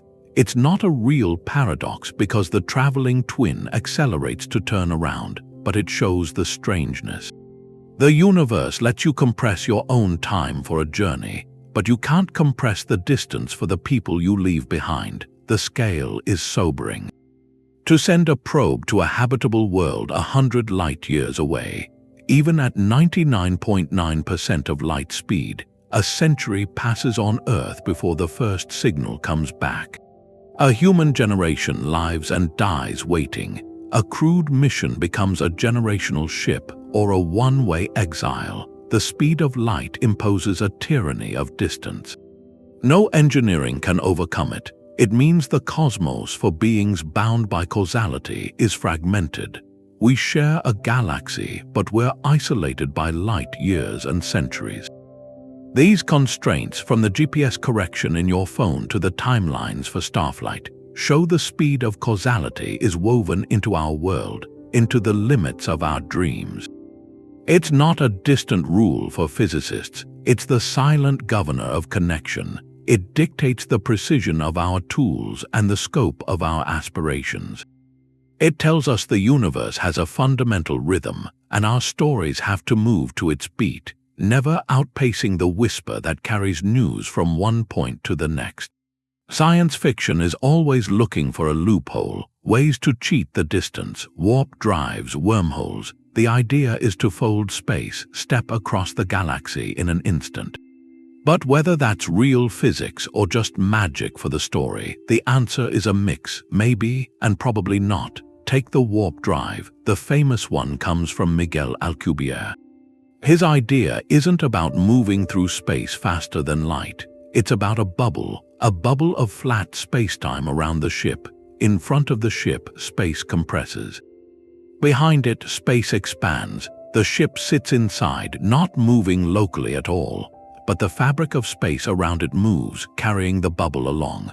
Since there's no local acceleration, the speed of light limit inside isn't broken. It's the space that warps. General relativity allows this geometry. On paper, the catch is exotic matter with negative energy density. It creates a kind of anti-gravity, repelling spacetime. We see hints of similar effects in quantum physics, like the Casimir effect, but not at the scale you'd need. We don't know if such matter can exist in stable, macroscopic amounts. The energy requirements are also vast, often cited as the mass energy of a star, so it's a brilliant piece of theoretical math, but it's not a blueprint. It's a thought experiment. It shows how deeply the speed limit is woven into causality. To bypass it, you'd have to manipulate the stage itself in ways we can barely conceive. Then wormholes, cosmic shortcuts, tunnels through spacetime connecting two distant points. You go in one mouth, come out another light years away without traveling the long way around. General relativity permits these two Einstein-Rosen bridges, but again, a traversable wormhole, one you could actually pass through, requires exotic matter. To hold its throat open against gravity's crush. Without it, the tunnel snaps shut instantly, but the deeper issue is causality. If you can traverse a wormhole quickly, and the two mouths are in relative motion, you could create a scenario. You could exit before you entered, send a signal back to your own past. This isn't science fiction hand-waving. It's a serious consequence of the geometry. The wormhole becomes a time machine. All the paradoxes we talked about earlier. The universe seems to have a cosmic censorship principle, a tendency to prevent such loops from forming, maybe through quantum effects we don't yet understand. These concepts are vital speculative tools. They push relativity to its limits. They show where the equations might break down, where new physics like quantum gravity must step in. But they don't overturn the central rule. For any local, linear travel moving from point A to point B through the space between, the speed of light remains the unbreakable barrier. For information, for causality, warp drives and wormholes are hypothetical manipulations of the stage's geometry. They are not examples of something winning a race against a light beam in flat space. They remind us the speed of causality is a local rule. To circumvent it, you'd have to change the very landscape of reality in ways that may forever stay in the realm of profound speculation. Our feet, for now, are planted in the physics we know, a universe where whispers only travel so fast that constant shows up in the world's most famous equation. E equals mc squared, but people often get it wrong. It's not just a number you multiply by, it's a conversion factor, the ultimate exchange rate. It tells you how much energy is locked inside any amount of mass. And the c squared is the key, because energy and mass are measured in different units, joules and kilograms. To say they're equivalent, you need a translator. A constant that converts kilograms into the huge number of joules they represent. The speed of light squared is that translator. Its enormous value, about 9 times 10 to the 16 meters squared per second squared, is why a tiny bit of matter holds a staggering amount of energy. In a nuclear reactor or in the sun's core, a small loss of mass unlocks a titanic release of energy, and that constant governs it. But C does more than bridge mass and energy. It weaves space and time into a single fabric. In special relativity, the spacetime interval is time squared minus distance squared divided by c squared. And here, c is the crucial scaling factor. It makes time and distance comparable. It turns seconds into light seconds. It tells us 1 second of time is equivalent to 299,792 kilometers of space. Without that constant, you couldn't subtract a space measurement from a time measurement. They'd be like apples and oranges. C is the universal translator that says, 1 second of duration is worth this much distance. So the speed of light isn't just something light does. It's the fundamental proportionality constant between the time and space parts of our universe. It's baked into the geometry of reality. In the Lorentz transformations, the equations that describe how time and space mix for moving observers, c appears again as the invariant speed. It's the linchpin that keeps the equations consistent. If you tried to set c to infinity, you'd get back Newton's instantaneous action at a distance. If you set it to 0, the equations break down completely. Its finite, specific value is what creates the flexible, relativistic universe we live in. So c is not merely a measured quantity we found. It is a cornerstone, a dimensional constant that gives structure to our physical laws. It tells us the scale of the universe's operations. The conversion rate between fundamental categories. Without it, our theories would have no anchor. They would lack the coherence to describe a world where cause and effect have a speed, where mass is frozen energy, and where the past and future are separated by a landscape that light takes time to cross. It is the silent because in every equation of modern physics, gravity bends the stage but the rule holds. In Einstein's general relativity, gravity isn't a force. It's not something pulling through space. It's the curvature of spacetime itself. Massive objects, stars, planets, they create dimples in that fabric, and things move along the straightest possible paths through that curved geometry. That's what we see as orbits, as falling apples. This warping changes the landscape of causality. Light cones, those maps of possible influence, they don't just sit upright anymore. They tilt, they lean toward the source of gravity. Near a massive body, the future direction of every light cone points inward toward the center of the gravitational well. The fabric is sloping, so the path of least resistance for causality bends with it. Yet, for any observer in free fall, feeling weightless like an astronaut in orbit, the local rules are simple. Right there, in that small patch of spacetime, physics works exactly as special relativity says. The speed of light in the vacuum next to them is still c. They could perform a Michelson-Morley experiment in their falling lab. They'd get the same null result as on Earth. That's the principle of local Lorentz invariance. No matter how warped the global geometry, any observer who is freely falling can, for a brief moment and a small region, consider themselves at rest in flat spacetime. And in that local frame, light always outruns everything else. That's the genius of the framework. Causality is enforced locally, point by point. Imagine you're in a spaceship orbiting a neutron star. One of the most dense objects in the universe. The spacetime around you is wildly curved. The star's immense gravity has twisted the global network of light cones into a spiraling funnel. But inside your ship, if you turn on a flashlight, the beam still races across the cabin at 299,792 kilometers per second. You cannot, by firing your engines or any other means, accelerate to catch up with that beam inside your own local environment. The local speed limit is absolute. It's the bedrock law that every freely falling observer agrees on. This local invariance is what prevents chaos. It ensures that cause and effect maintain their sequence for anyone who could possibly witness them.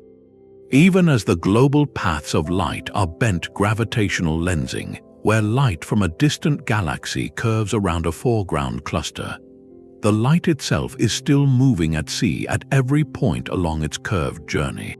It's following the straightest line through bent geometry. The news it carries cannot arrive before a signal taking a different, straighter path through less curved space.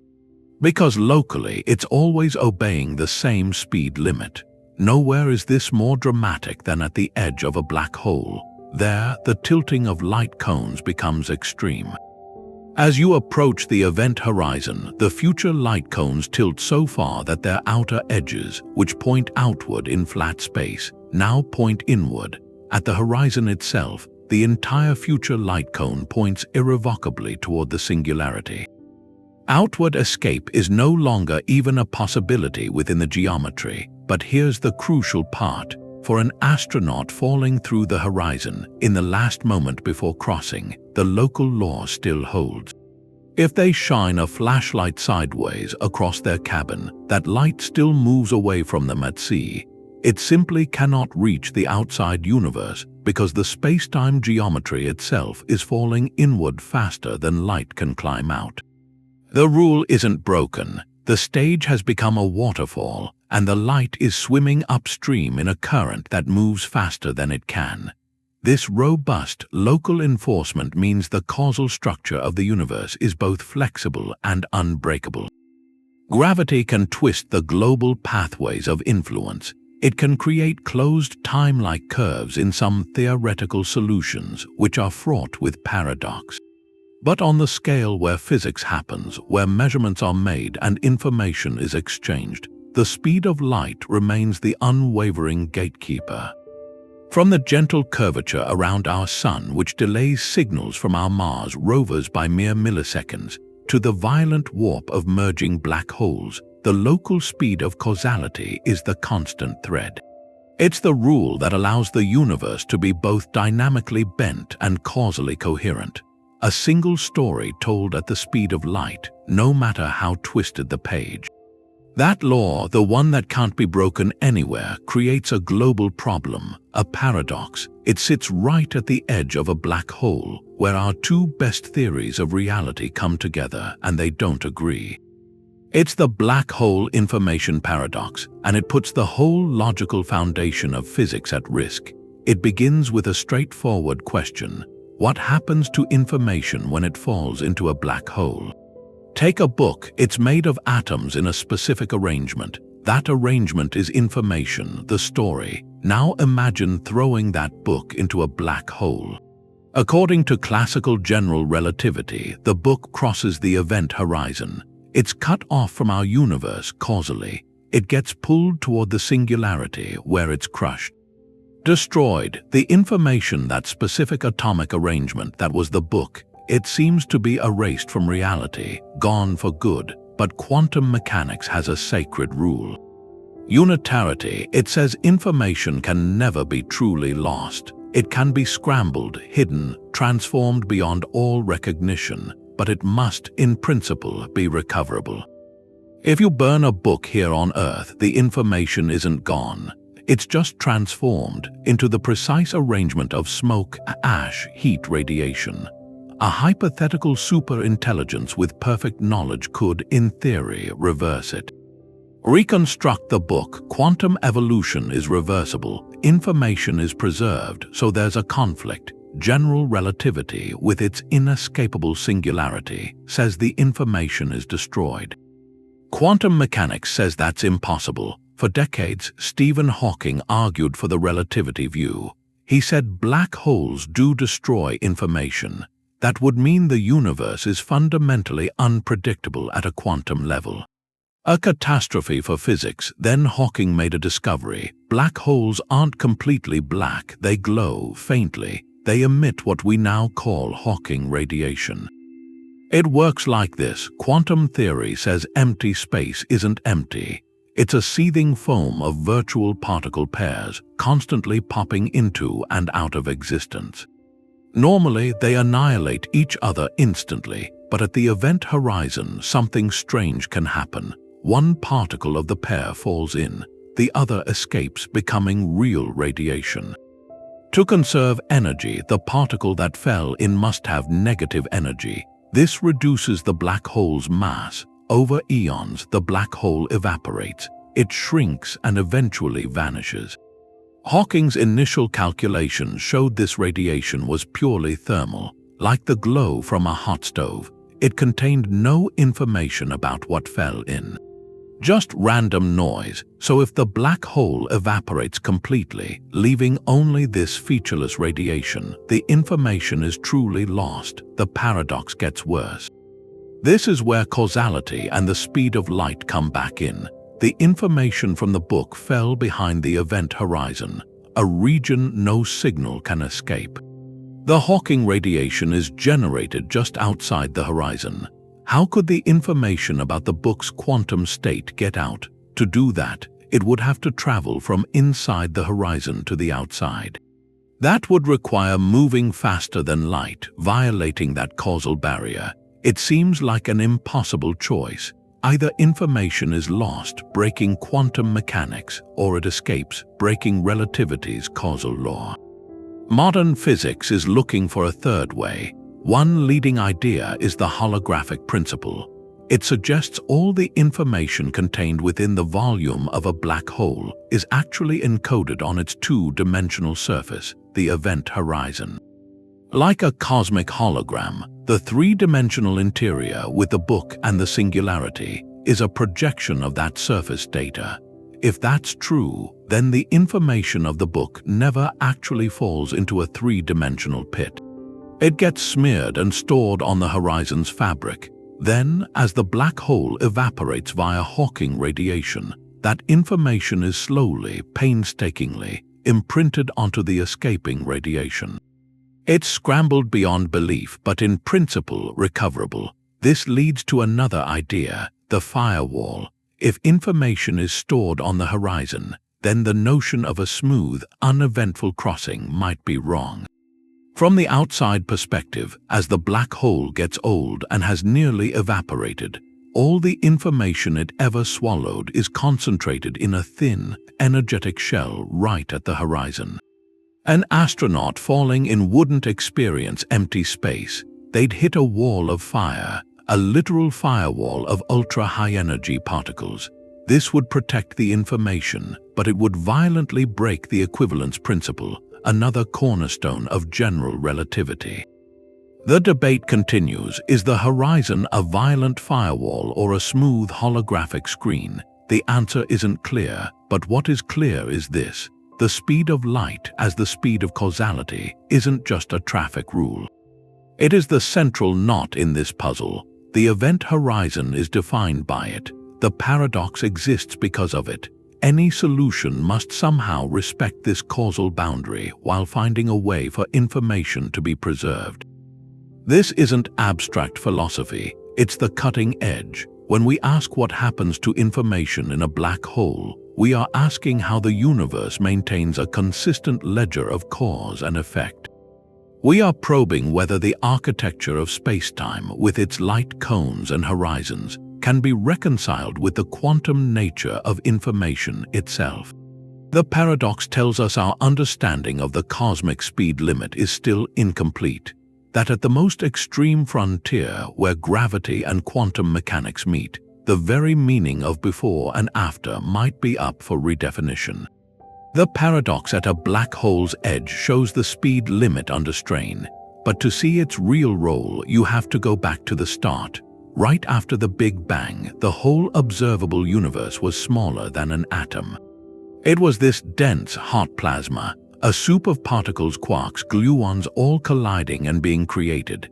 Everything was so close, the speed of light, the speed of causality. It wasn't a distant rule. It was the rhythm. It set how fast a change in one part could affect another.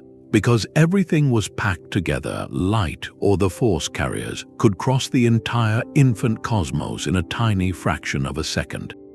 That constant communication let the plasma reach equilibrium. Heat was shared, disturbances smoothed out. That's why the afterglow, the cosmic microwave background, looks so uniform.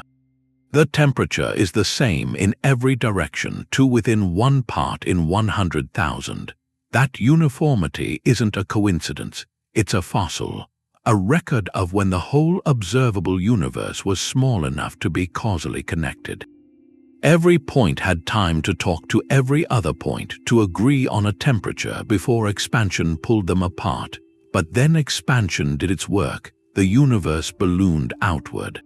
Space itself stretched, and as it stretched, the distances grew. That same speed of light that allowed instant chatter now imposed a delay, then a barrier.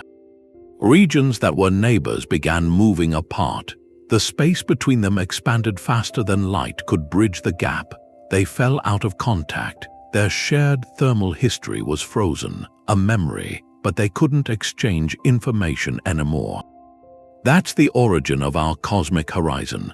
The universe we see is a patchwork of these once connected, now separated domains. The patterns in the sky are echoes of that early interplay. Tiny quantum fluctuations in the plasma, microscopic ripples of density, were the only seeds. Gravity worked on these seeds, but only within each connected region. Matter began to clump where it was slightly denser, but because the regions were isolated, this clumping happened independently, in vast, separate bubbles of the growing cosmos. The result is the large-scale structure we see, a cosmic web of galaxies and vast, empty voids. The size of the largest structures matches the size of those causally connected patches back then, stretched to cosmic scale by expansion. So when astronomers map galaxies, they're not just charting stars, they're reading a fossil imprint of causality's reach in the first moments. The cosmic microwave background, with its faint temperature variations, is a baby picture. Its blotches show the sound waves that reverberated through the plasma when it was still a connected whole. The speed of light set the frequency of those waves. It determined how far a pressure wave could travel before everything cooled and froze it in place. This early story changes how you see the speed limit. It's not just a restriction on travel now, it's a fundamental sculptor. In the universe's infancy, it enabled unity, a smooth, consistent start. Then, as the cosmos grew, it enforced isolation. It divided the whole into separate domains that evolved on their own. The large-scale order, the regularity of the cosmic web, is a direct consequence of causality operating at light speed in an expanding arena. The universe's structure is a map of where whispers could once reach. Those cosmic fossils, they tell a story of connection and isolation.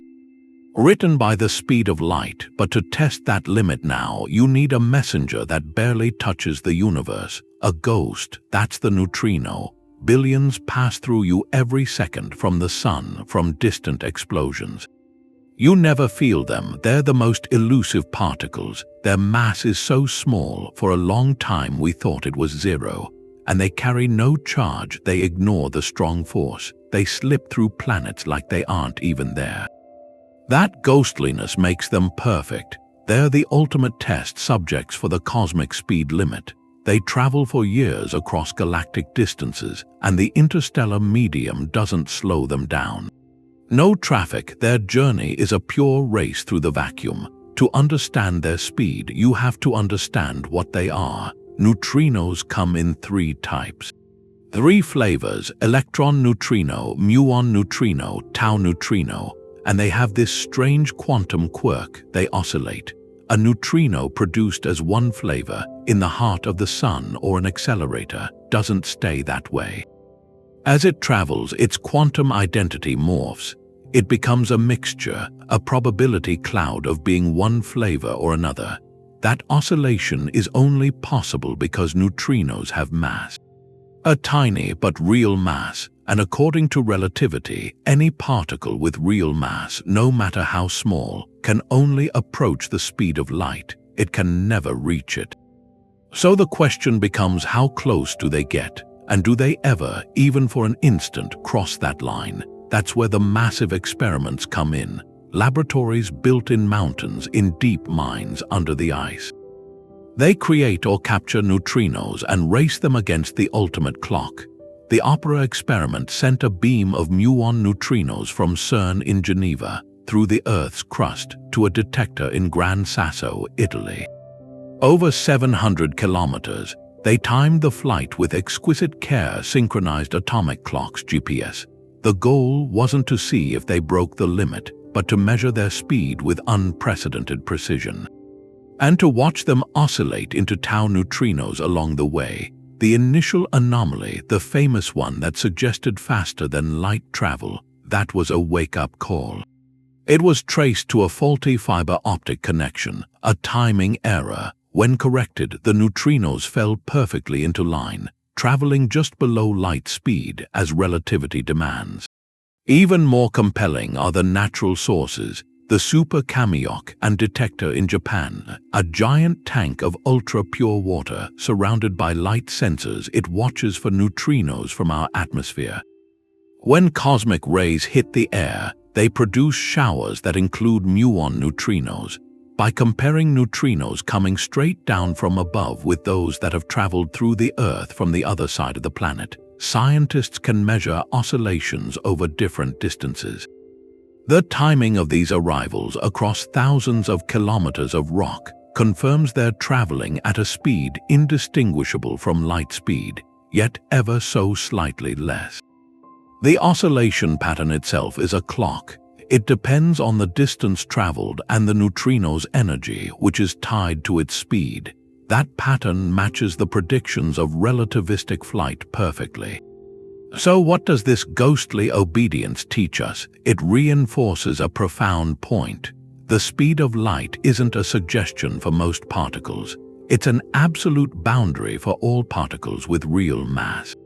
The neutrino's mass is so small it gets within a hair's breadth of c. But that last fraction, that final step to the finish line, is forbidden. It would require infinite energy. The neutrino's existence, its oscillation, its timed journeys, they all testify to this. Even the most insubstantial form of matter we know, a particle that can fly through a light year of lead without a collision, still bows to the same universal rule that governs planets and stars. It cannot outrun causality. Its whispers, too, are limited to the speed of light. This ghostly compliance from the most minimal form of matter, it tells us the rule is woven into the fabric of existence itself.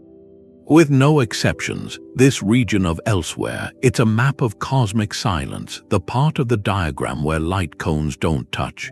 You pick an event, a supernova flashing in some distant galaxy, and there's a whole zone of events that are just disconnected from it. They're separated by a space-like interval. The space between them is too great and the time too short, so not even light could make the trip. They're strangers. They exist in mutual elsewhere. Think of 2 lightning strikes on Earth. One hits a tree in a Siberian forest. Another, at the exact same instant, hits a lamppost in a park in Brazil.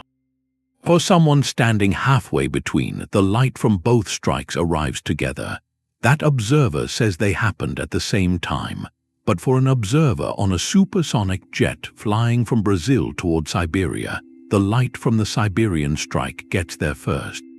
They see that flash before the Brazilian one. For them, the Siberian strike happened first. The order of the two events is relative. It depends on your state of motion. And this is possible. It doesn't create a paradox for one reason. Those two lightning bolts can't influence each other. They're space-like separated. The news of one strike can't reach the location of the other in time to affect it. They're causally isolated. Swapping their order is just a perspective on disconnected happenings. Now scale this up. Look at two galaxies on opposite sides of the observable universe. They're so far apart their light has been traveling nearly the whole age of the cosmos to reach us. But from the perspective of one galaxy, the other isn't just far away. For most of cosmic history, it's elsewhere. For billions of years, no signal, no particle, no gravitational wave from galaxy A could have reached galaxy B. They evolved in total isolation. Their stars formed, their planets may have cooled, all without the faintest possibility of one ever knowing about the other. They weren't part of the same causal story. This is the implication of a finite speed for causality. It doesn't just slow down communication. It permanently partitions the universe into islands of potential interaction. Your island is your future and past light cones. Everything you can affect and everything that can affect you lies within them. Everything else is elsewhere. A realm of reality that is, for you, just a picture on a cosmological postcard. You can see its past, but you can never touch its present or shape its future. This geometry makes the cosmos feel vast and intimate. Intimate because your sphere of influence expands at light speed, constantly bringing new events into your causal future. Vast because for every new event that enters, an even larger volume of the universe slips forever into your elsewhere, receding beyond any possible contact. We're not just separated by space, we're separated by the unyielding speed of a whisper. And in that separation, whole histories unfold that are forever irrelevant to our own, yet just as real. The universe is a tapestry of elsewheres woven together by threads of light that can only stretch so far. That ghostly obedience takes us into the quantum realm. Even there, in the world of probabilities, the speed of light is still absolute. The theory for that realm is quantum field theory. It's quantum mechanics married to special relativity. And in that marriage, there's a bedrock principle called microcausality. It's the rule that keeps the quantum world from allowing faster than light tricks. To get it, you think of the universe not as empty space but as filled with fields, a collection of fields, one for electrons, one for photons, one for quarks. These fields are everywhere. Particles are just excitations, little vibrations in these underlying fields. In quantum field theory, we describe these fields with mathematical objects called operators. They represent possible actions like creating or detecting a particle at a specific point in spacetime. Microcausality puts a strict condition on these operators. It says for any 2 points in spacetime that are space-like separated outside each other's light cones, in that realm of elsewhere, the corresponding field operators have to commute. In simpler terms, measurements or actions at one point can't interfere with or influence measurements or actions at the other point. They are fundamentally independent. The order you consider them doesn't matter because they can't talk to each other. This is crucial because if these operators did not commute for space-like separations, it would mean a measurement here could instantly change the quantum state over there. It would create a channel for superluminal signaling. You could set up an experiment to send a message faster than light, using entangled particles or other quantum effects. The paradoxes would flood in. Microcausality slams that door shut. It builds the speed of light as the speed of causality directly into the algebra of the universe. It's not an added rule. It's baked into the very definition of a quantum field that respects relativity. A theory that violated microcausality would be inconsistent, allowing effects to precede their causes in some frames of reference. Our universe doesn't work that way. This abstract principle is the silent engine behind our most successful physical theory, the Standard Model of particle physics. Every calculation of particle interactions, every prediction for what happens in a collider like the Large Hadron Collider, relies on quantum field theories that obey microcausality. The precision of these predictions, matching experiment to many decimal places, is a testament to this deep causal architecture. When we predict the likelihood of a Higgs boson decaying into two photons, or the scattering of quarks inside a proton, we are implicitly using the rule that no influence travels faster than light. The math won't work without it, so the speed limit isn't just for rockets and light beams. It's woven into the operational rules of reality at its most fundamental level. It dictates how fields can interact across spacetime. It ensures that even in the fuzzy, probabilistic quantum world, cause and effect maintain a respectful distance, connected only by paths that light or something slower could traverse. The universe speaks in fields, and microcausality is its grammar, a grammar that forbids shouting across the space-like void. The twin paradox: one twin stays on Earth. The other gets on a ship, goes to a distant star at nearly light speed, turns around and comes back. When they meet, the traveling twin is younger. That seems like a contradiction. If motion is relative, couldn't you say the Earth twin was the one who moved? Shouldn't each see the other's clock running slow? The resolution isn't about symmetry. It's about breaking it. The key is acceleration. The traveling twin doesn't just coast to turn around. They have to fire engines, slow down, reverse, accelerate back.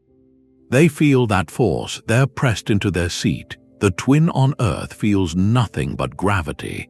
That physical experience of acceleration breaks the symmetry of constant motion. It tells the universe who is actually traveling. This acceleration isn't just a detail. It rewrites the causal landscape for the traveler. You can map it with light signals. Imagine each twin sends a regular flash to the other. During the outbound leg, both receive the flashes slowed down. Each sees the other aging slower. But during the turnaround, something dramatic happens for the Earth twin. The light signals from the traveler, sent during that acceleration, get bunched up. They arrive in a rush. The Earth twin sees years of the traveler's life flash by in a compressed time. From the traveler's perspective, the signals from Earth come in at a normal rate during the turn. But their own acceleration shifts their line of simultaneity. Their concept of now on Earth jumps forward. When the journey ends and they reunite, their clocks compare directly. There's no debate. The traveler's clock shows less time. Both can account for every tick, every light signal, and reconstruct one consistent story. The difference in aging isn't an illusion. It's the physical outcome of two different paths through spacetime. The stay-at-home twins' path is one long line through time. The traveler's path is bent. They detour through space. The geometry of spacetime says that along that bent path, less proper time accumulates, less personal aging. Causality provides the through line. The sequence of events: launch, outbound journey, the turn, the return, reunion is agreed on by everyone. The speed of light governs how information about those events flows. The acceleration during the turn is a local, undeniable event for the traveler, a cause that reshapes their entire future light cone. It's the pivot that makes the two histories irreversibly different. So the paradox dissolves. It shows that relativity isn't about everything being relative. It's about finding the absolute quantities everyone agrees on. The spacetime interval along each twin's path is absolute. The causal order of events is absolute. The fact that they meet again at the same point in space, but not in personal time, is absolute. The universe keeps a perfect ledger. It counts the whispers exchanged along each journey, and in the end, the accounts reconcile, revealing that our experience of time is the path we take. And that path is drawn by the unwavering speed of causality. Plasma jets come out of galaxies. They look like they're breaking the rules. Sometimes these beams seem to move across the sky faster than light. That's called superluminal motion. It's an optical trick. You see it in quasars, in active galaxies, where a supermassive black hole is pulling matter in. Not everything falls in. Some gets funneled out in two narrow jets going opposite directions, accelerated to over 99% of light speed. Now, if one of those jets is aimed almost right at Earth, not exactly at us but at a very slight angle, that's what creates the illusion. Think of a single blob of plasma, ejected from the core, moving along the jet at nearly light speed. It gives off light as it goes. The light from where the blob ends up when it's closer to us has less distance to travel than the light from where it started, farther away. So we see the later light arrive not long after the earlier light. From our point of view, the blob seems to have moved from its starting point to its ending point in an incredibly short time. If you calculate that apparent speed across the sky, it can easily be faster than light, but nothing is actually beating light. It's a trick, a projection effect. The math is elegant. It depends on the blob's real speed and the small angle between its path and our line of sight. The formula shows as that angle gets smaller and the speed gets closer to light speed, the apparent sideways speed can blow up. Can become many times the speed of light, but the actual speed through space is still under the limit. This isn't a loophole. No information is going faster than light. The light from the blob from the start or the finish still comes to us at light speed. The sequence of events at the source is preserved. We're just seeing a compressed timeline. Because the light travel times are different, you can't use this to send a message from the far end of the jet to the near end faster than a local light beam. The real causal connection along the jet still obeys the speed limit. These superluminal mirages are actually useful. They let astronomers measure the incredible speeds of these jets. Confirm that black holes can accelerate matter to those breathtaking velocities. They provide a direct, if twisted, validation of relativity. The universe isn't breaking its rules. It's showing us in a dramatic way how motion and observation are tied together by geometry. It reminds us that what we see is a reconstruction, a story told by light arriving from different times and distances. And in that story, cause and effect is still the author. 299,792,458 meters per second. It's a precise number and it feels arbitrary, like a dial on a control panel just set that way, but physics doesn't like fundamental arbitrariness. It looks for deeper reasons, so you have to ask, is this speed a basic fact? Or is it a consequence of something more fundamental? Could it come out of a theory that finally brings gravity and the quantum world together? The pursuit of that, a unified theory, a theory of everything, forces you to see differently, not as a starting point but as something that needs to be explained. In our best current theories, the speed of light is an input, a constant you plug into the equations and it works. But in a truly fundamental theory, many physicists think there should be no arbitrary constants. Everything should come out of pure geometry or logic. The speed of causality wouldn't be a rule handed down. It would be a property that falls out of the math. Like the density of ice emerging from the dance of water molecules, this leads to the Planck scale, an unimaginably tiny realm, at distances around 1.6 times 10 to the negative 35 meters, and times around 5.4 times 10 to the negative 44 seconds. Here, spacetime itself is thought to lose its smooth nature. Quantum fluctuations of gravity become so violent that the ideas of here and there break down. Spacetime might be granular or woven from loops or strings. In that frothing quantum foam, the notion of a continuous path, and thus a speed, might be fundamentally different. String theory, one candidate, says the fundamental objects aren't point particles but tiny vibrating strings. Different vibrations correspond to different particles, electrons, quarks, photons. And in some versions, our universe has more than the 3 spatial dimensions we see. There could be 6 or 7 extra dimensions, curled up incredibly small.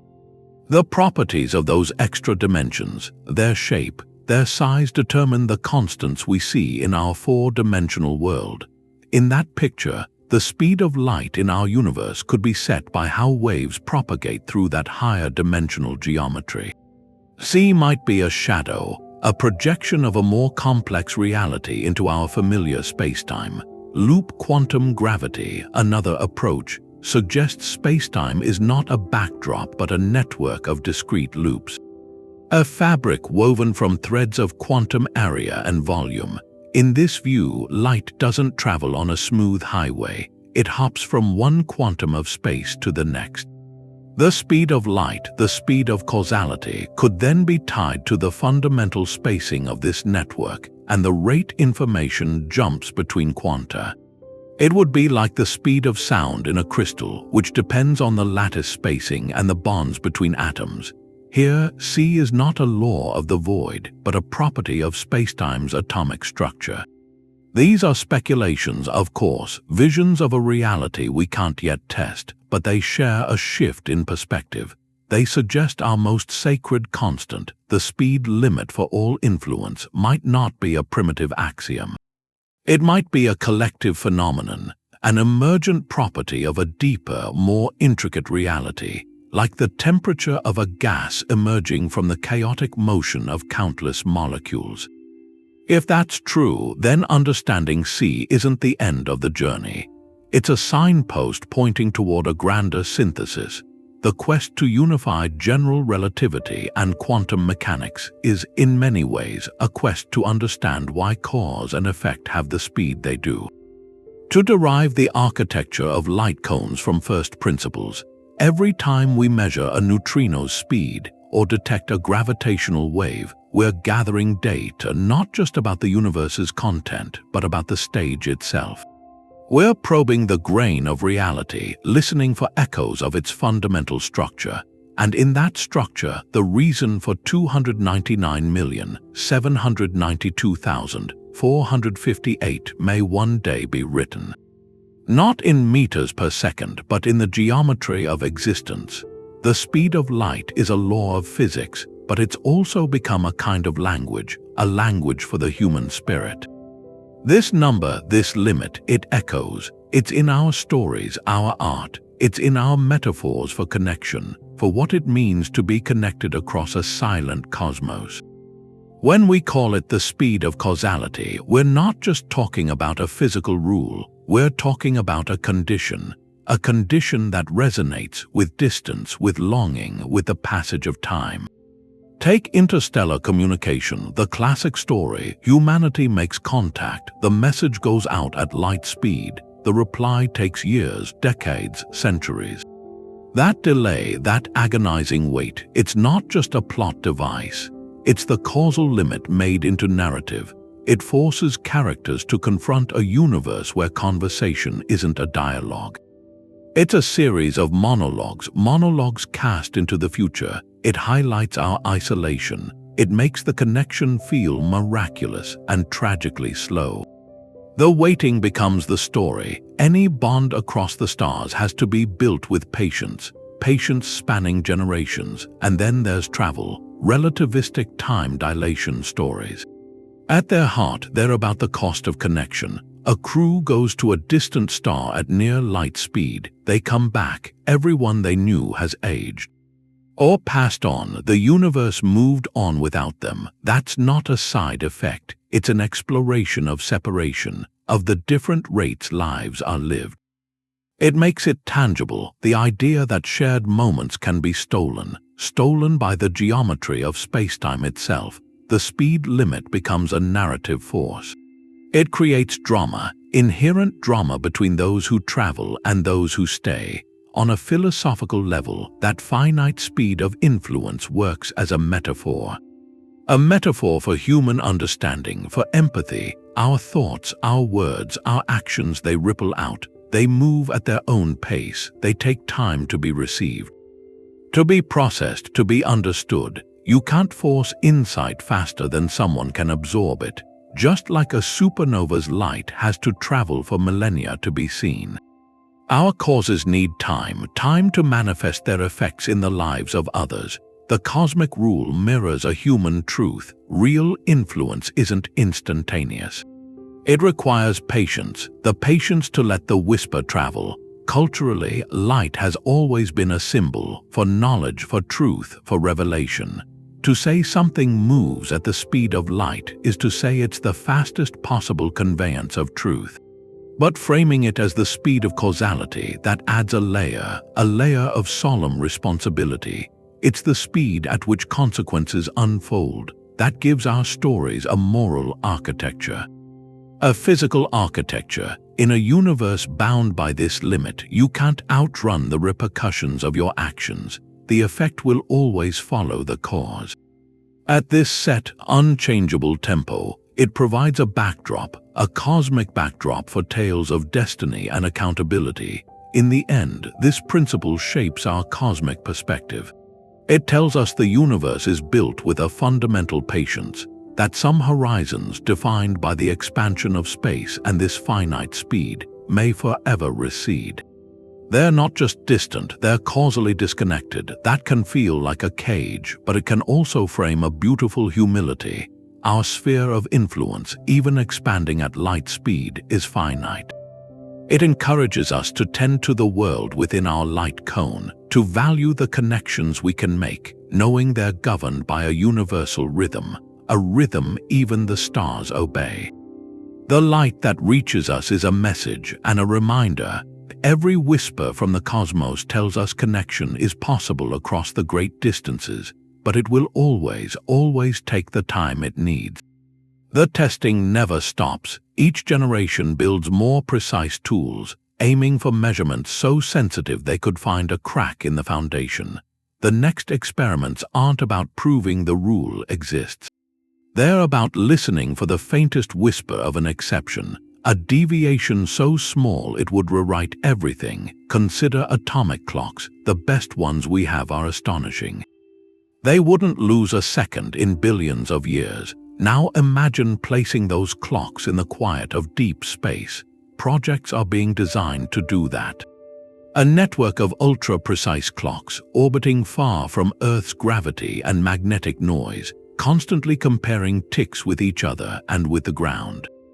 By watching these clocks over years, scientists could detect variations in the flow of time, variations that might show a subtle dependence of light's speed on direction or on the Earth's motion through space. A modern, space-based Michelson-Morley experiment, but with clocks as the interferometer. Any drift, any directional preference in the ticking could hint that the vacuum itself has a hidden structure.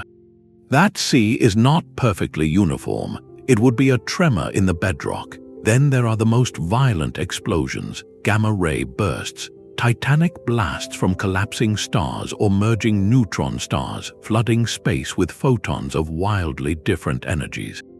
According to the Standard Model, all these photons, from radio waves to gamma rays, must travel at exactly the same speed. They all ride the same wave. But some theories of quantum gravity suggest spacetime might have a granular texture at the tiniest scales, like light moving through a fine mist. Higher energy photons with their shorter wavelengths might feel this graininess more. They could be slowed by an almost imperceptible amount. Over billions of light years, that tiny delay could add up. By analyzing the arrival times of different energy photons from the same burst, astronomers hunt for this lag. A split-second delay for the highest energy gamma rays would be a direct signal, a fingerprint of quantum foam imprinted on light as it crosses the cosmos. Closer to home, particle colliders push into another frontier.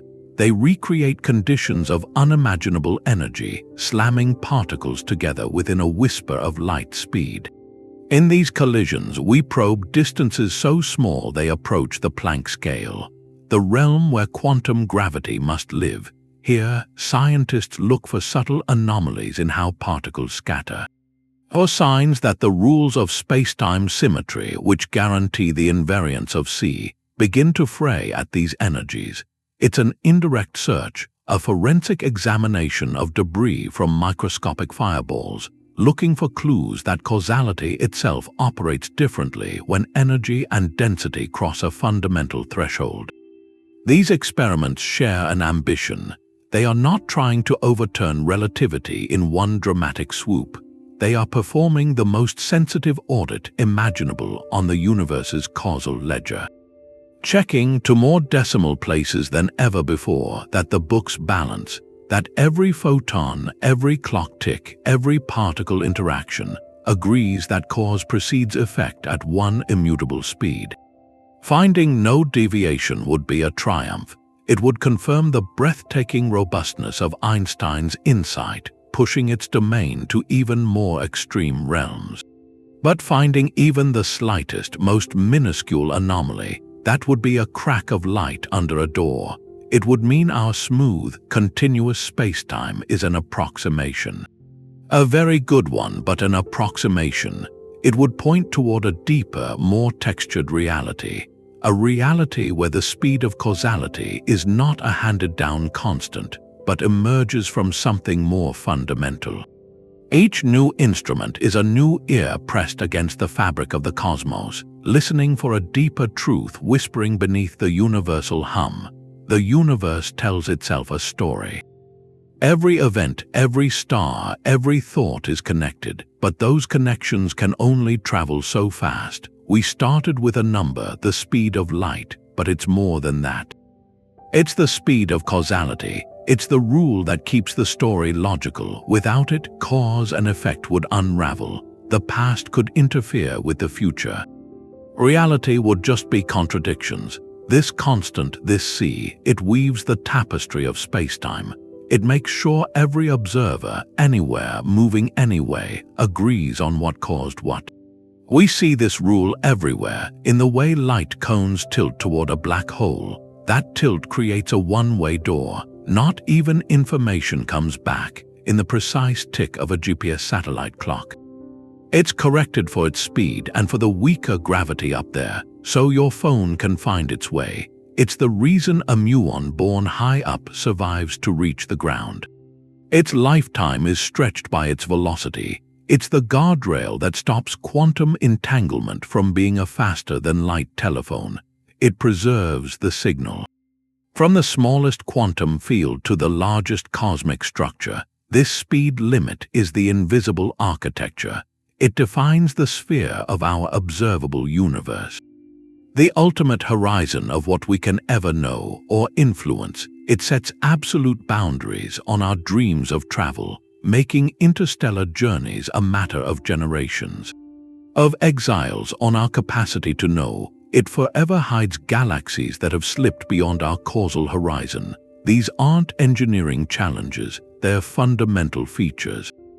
Of a cosmos built with a finite speed for connection, they teach us a humility. Our reality isn't an infinite stage, it's a bubble of causality, expanding at light speed, containing all that can ever be real for us. And yet, inside that bubble, the rule grants us a coherent world, a world where experiments are repeatable, where predictions can be made, where a shared past leads to a shared future.